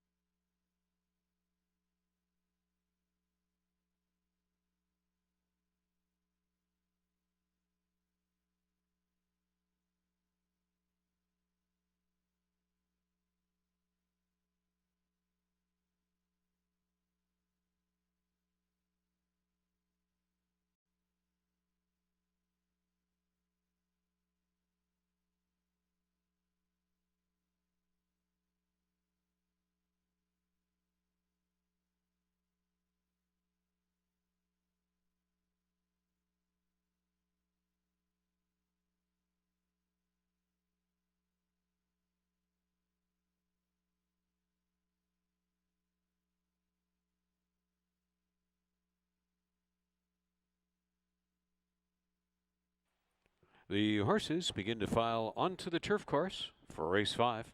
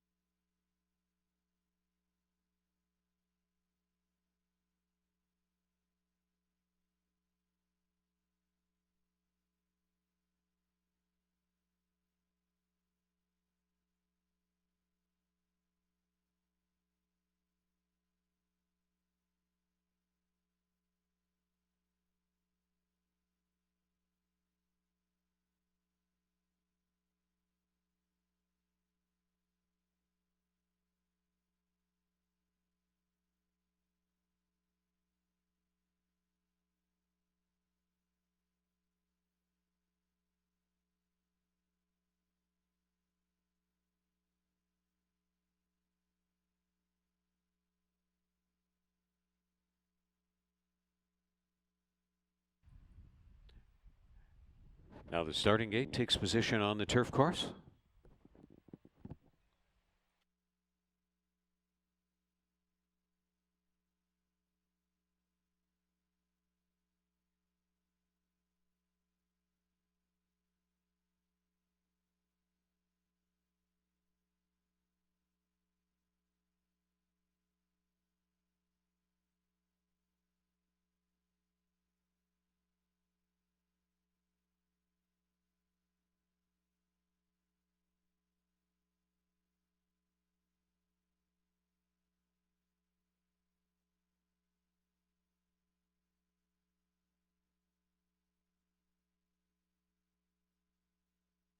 And the riders go under instruction to take their horses to the gate.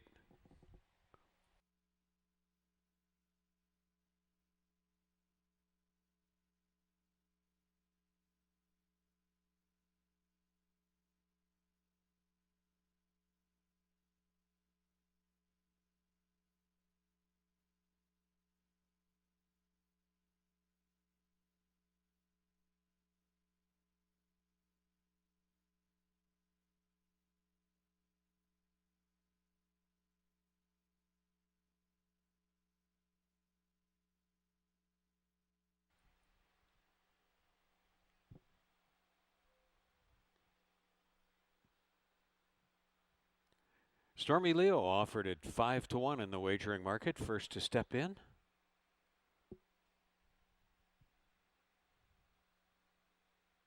Long shot unyielding.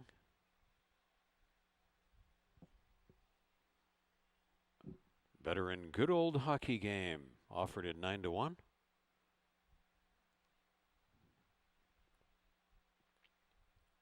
Favored San Nicola Thunder.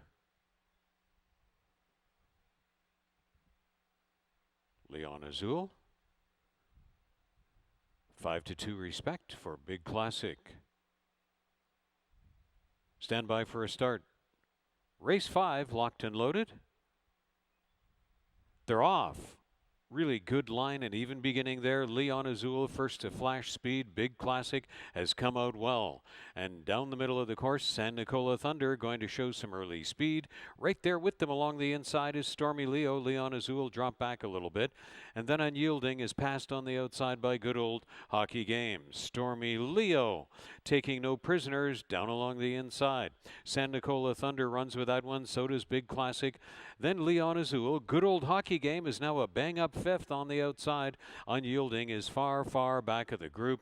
And to the top of the stretch, we will roll. It's San Nicola Thunder trying to seize just a scant lead from a hard-ridden Stormy Leo. On the farthest outside is Leon Azul, and coming from far back, Good Old Hockey Game. Big Classic has tired. The extreme outside, Good Old Hockey Game, Leon Azul. Finally giving in is San Nicola Thunder, Leon Azul. Leon Azul a scant late lead to win by a head. Leon Azul just by a head over Good Old Hockey Game. San Nicola Thunder was third, and Stormy Leo pressed the pace and was fourth best as Juan Crawford springs an upset with Leon Azul in race 5.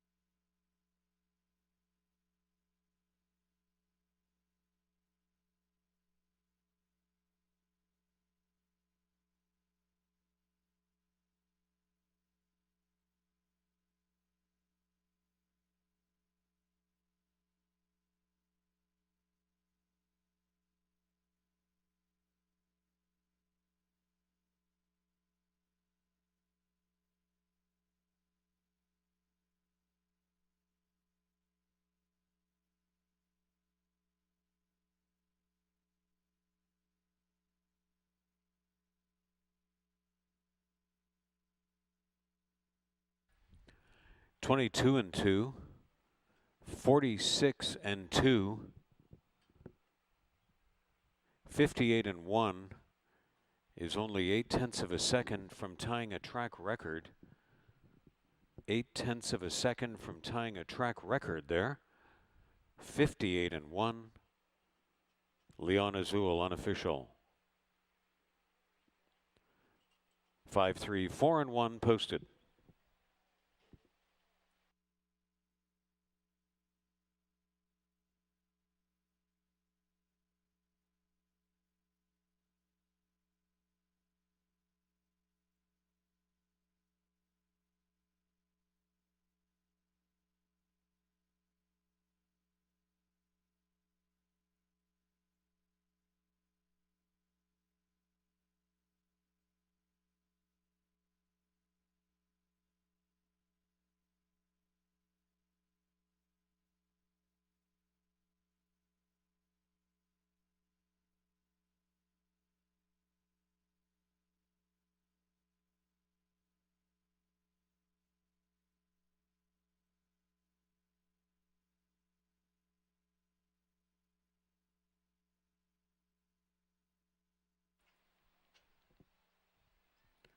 Leon Azul is back from race 5.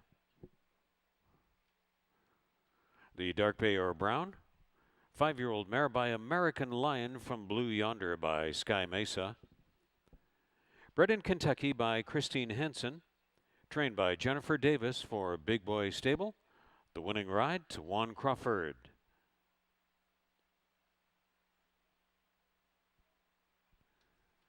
Only 0.8 of a second from track record territory there was Leon Azul in race 5. Results are now official. Leon Azul 1170, 610 and 280 across. Good Old Hockey Game 730 and 310. San Nicola Thunder 210. The Exacta 58.50. The Trifecta 99.90. The Dollar Superfecta 5-3, 4 and 1, $108.65. Rolling Daily Double 19.90. And the Pick 3 ended on race 5, $39.50.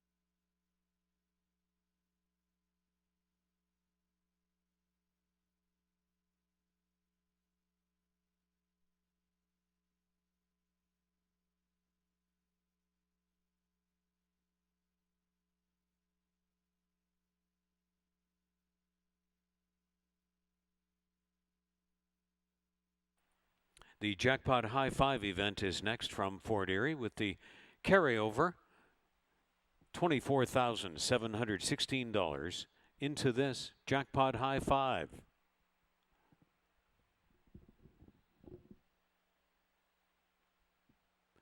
Win photo now posted from race 5, showing Leon Azul just over a head better than good old Hockey Game.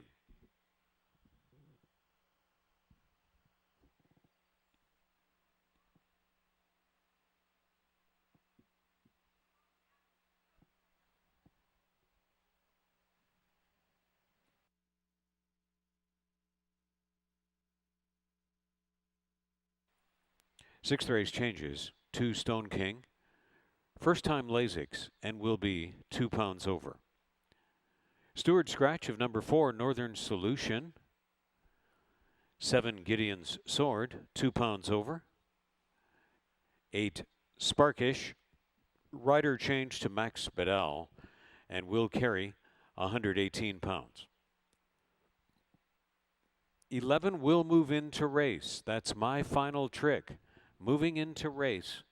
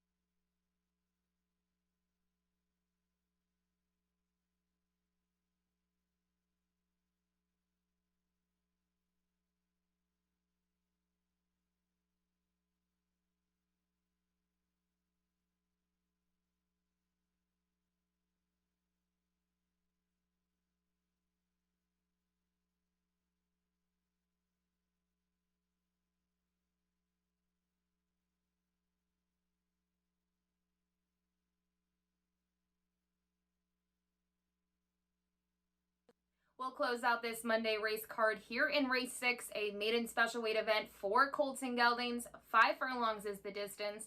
And we have a deep field, so as always, we offer that jackpot high 5 wager with a 20-cent minimum.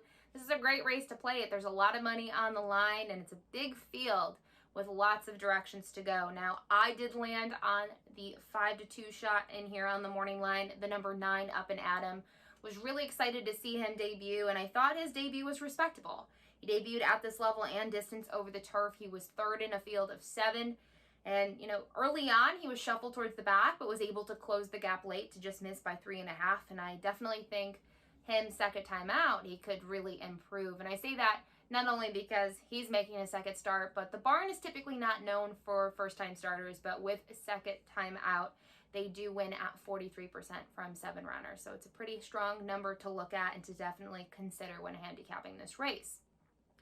When Time to Dance, the 5 ran last time out, I mentioned I thought he might need a race since he hadn't been seen since October, and it did appear that way. He ran a very strong race over the dirt at the 5 furlong distance.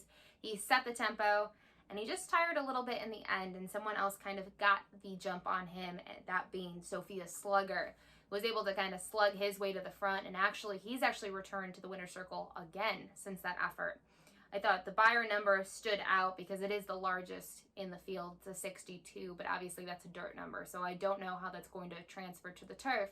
But what I will say is, looking at his other 4 races in his career, all of which were up at Woodbine, the one race that stood out is his turf race. They went 7 furlongs against $25,000 maidens, and he was 4th in a field of 12. He was well beaten by 8 lengths, but that was his best race. So I think he should be fine on the turf today, and I really think he's a horse second time out you have to use. And the barn is still looking for their first win as well as him. But I think the thing is they're 7 for 7 in the money, so it's hard to ignore him here. Finally, I go to a bit of a long shot, the 7 Gideon Sword, who I think could get a minor share in this bunch today. Was just claimed last time out for $7,000 by Joe Humber. And this one rated the pace in there, just a handful of lengths off the leaders, but kind of fell flat in the end and really didn't have anything left to kind of dig in. Finished 6th, beaten by just 3 lengths. Now, the winner, Jack Beanstalk, was claimed out of that race. We've actually seen him race at Fort Erie. He ran a really nice second place finish over the dirt. But I do think to see the horses kind of coming out of those races and that they're performing well is something to always take note of.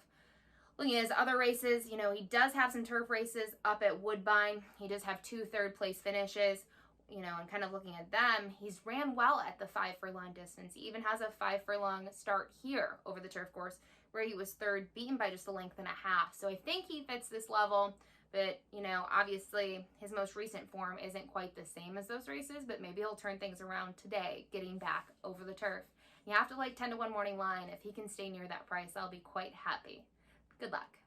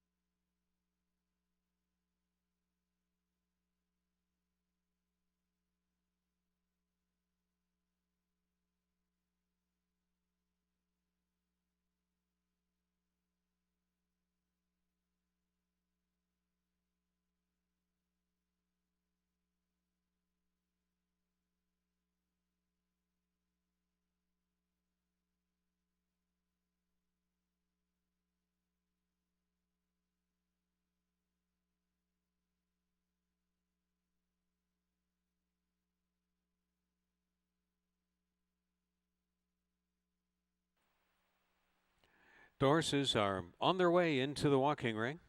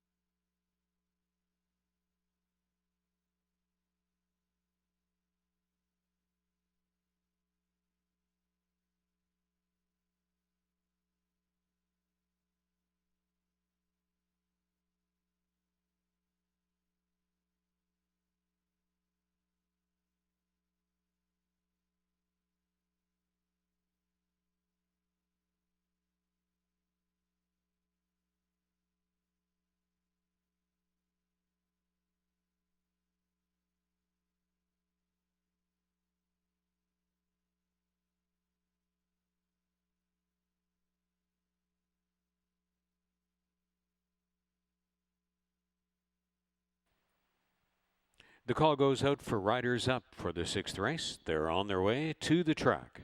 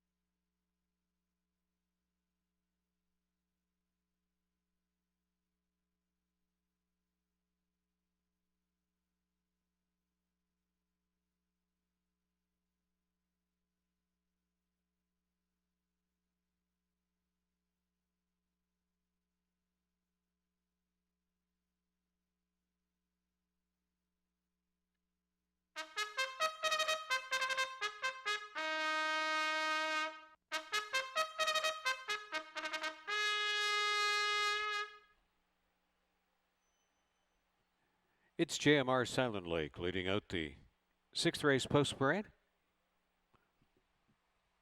Trained by Ken Elbu for JMR Stable. Hired to ride Juan Crawford. Next on the parade is Dr. Uptown, conditioned by Paula Loescher for owner Robert Simonek. Partnered by Pierre Melhot. Time to Dance, number 5, is owned by Alan Osborne, trained by Gary Chidobiak. The rider is Howard Newell. Awesome Miner, number 6. Connections are Mickey Neubauer and rider Melanie Pinto for owner Charles Fipke. Gideon Sword, number 7, races for Joe Humber with Sunny Singh. Sparkish, number 8. Rider change to Max Bedell, trained by Joe Humber for Terra Horse Farm. Up and Atom, number 9. Owned and trained by Kevin Buttigieg, co-owned by Chris Griffith. The ride to Chris Husbands. Cepalinas is number 10, partnered by Emil Ramsamy. Campaigning for Sylvester Olivier and Phil Boudou. And the also eligible moves into race. That's My Final Trick. Races for owner-trainer Daryl Husmatelli, and in the saddle, Nikki Elderson.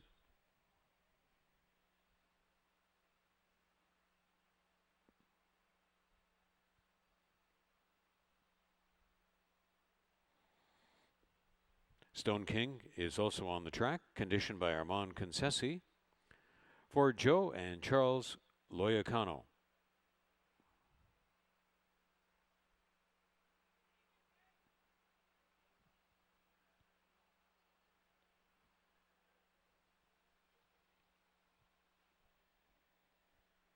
The jackpot high five carryover into this event, almost $25,000.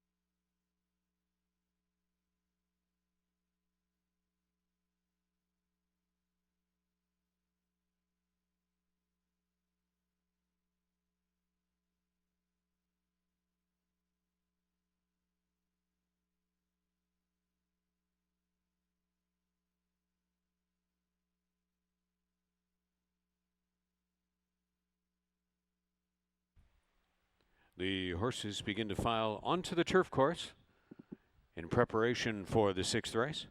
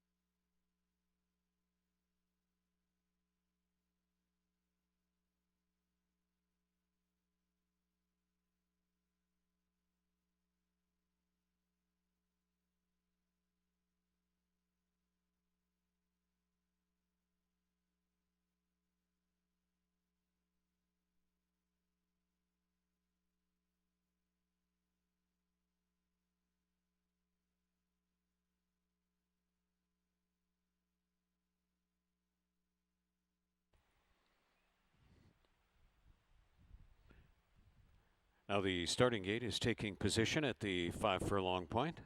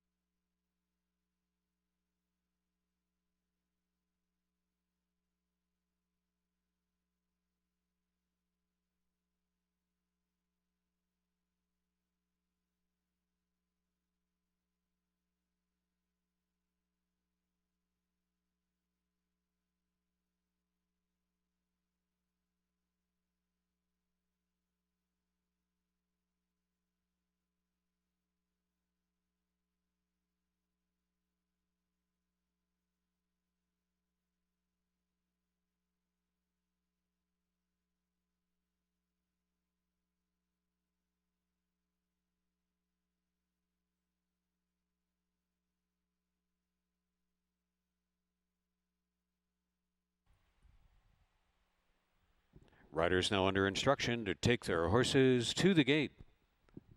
Time winding down for the jackpot high 5 and all 6th race wagers. They're readying to load.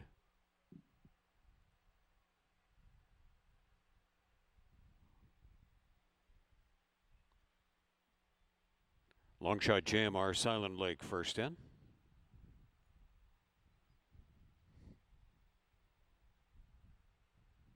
Stone King is going to go off double digits. So is Dr. Uptown.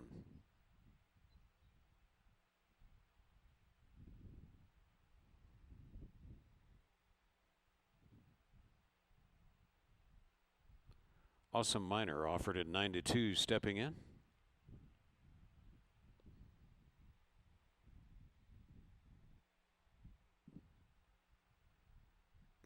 Gideon Sword.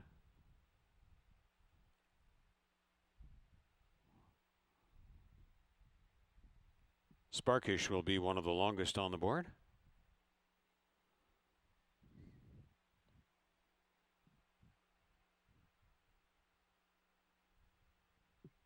Up and at him at 5-2 at the moment of loading.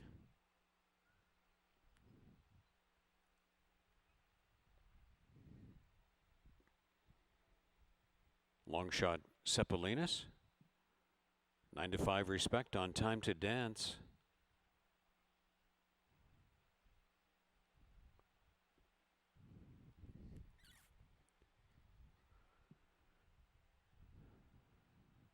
And double-digit price on My Final Trick.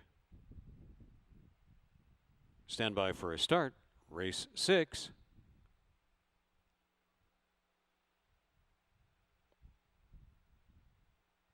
They're off.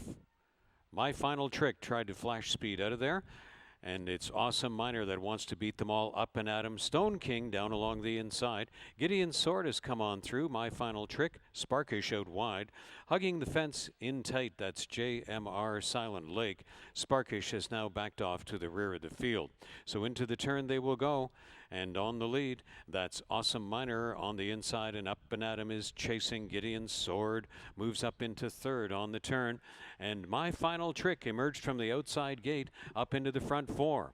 They move over to the top of the stretch. And all the way, leading it has been Awesome Miner. Awesome Miner 22-1, going some blazing speed up and at him. Gideon Sword is threading through. My Final Trick is out widest of all, still going under urging Awesome Miner. Awesome Miner is clear by 2 over Gideon Sword.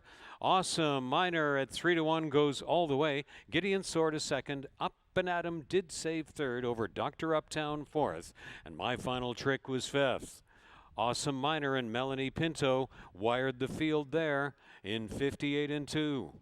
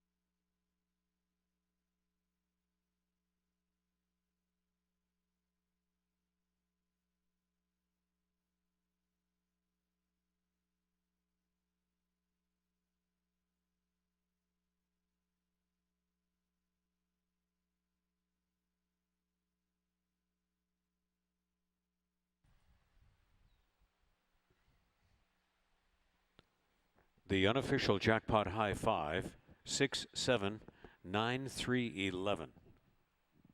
That's unofficial. Split times 22 and 1, 46 and 2.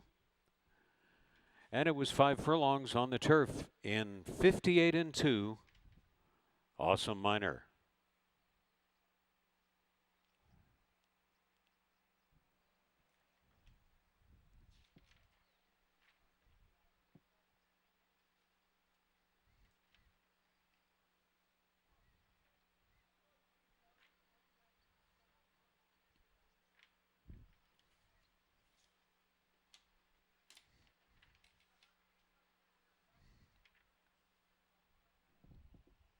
There's Awesome Miner back.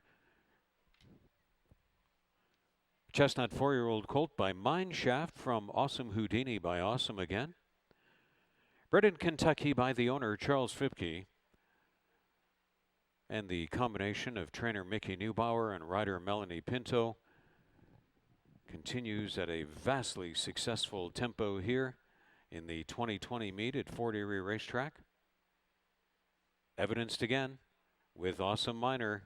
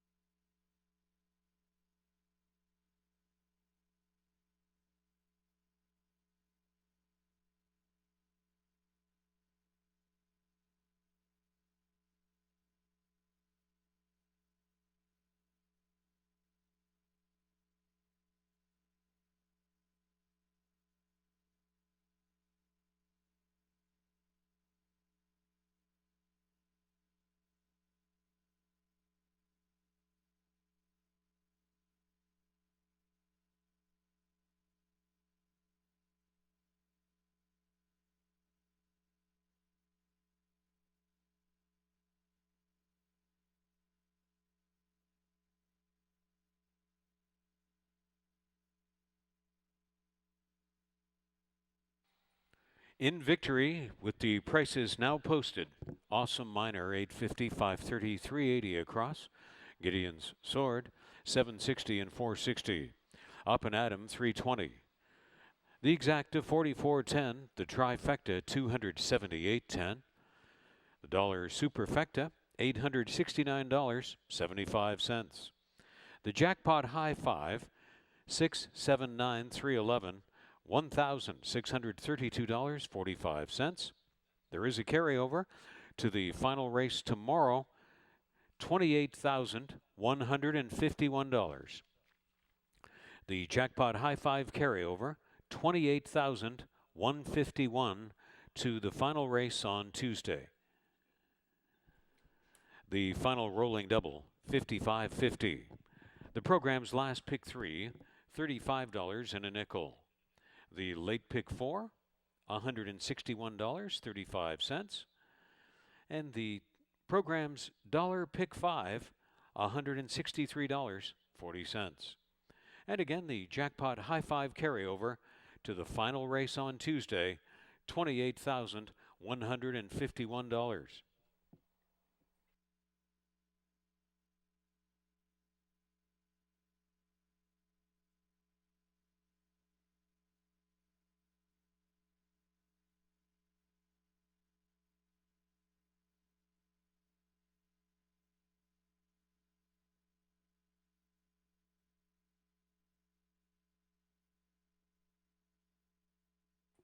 The post time schedule for the entire 2020 meet at Fort Erie Racetrack, coming to you live each Monday and Tuesday. First post 1:10 p.m. Pre-race coverage on the air each day at 12:35 p.m. That's the live racing schedule right through to the end of the meet in mid-October. 1:10 post Monday and Tuesday at Fort Erie Racetrack.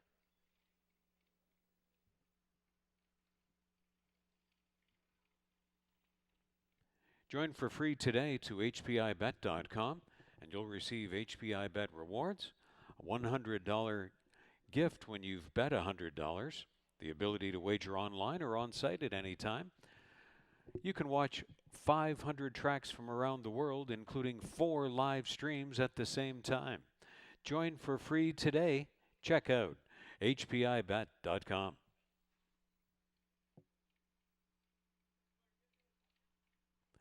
Our weekly highlights and replay show airs at Thursday evenings at 8 p.m. on your TV Niagara. Channel 700 on the Cogeco system in Fort Erie, Niagara Falls, and the entire region. It's post time from Fort Erie Racetrack on Cable Channel 700, your TV Niagara, every Thursday at 8 p.m.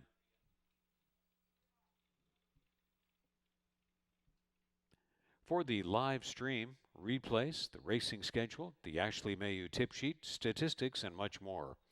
And you can watch live now in HD at FortErieRacing.com. Now live in high definition, FortErieRacing.com. On behalf of our horse people, the broadcast production team, management staff, and the racing officials, thanks a lot for being with us for Live Racing 2020 from Fort Erie Racetrack. We resume tomorrow at 1:10 p.m. Pre-race coverage on the air at 12:35 p.m. and a jackpot high five carryover into Tuesday of more than $28,000. Have a great evening. We hope to see you again tomorrow afternoon. Good evening from Fort Erie Racetrack.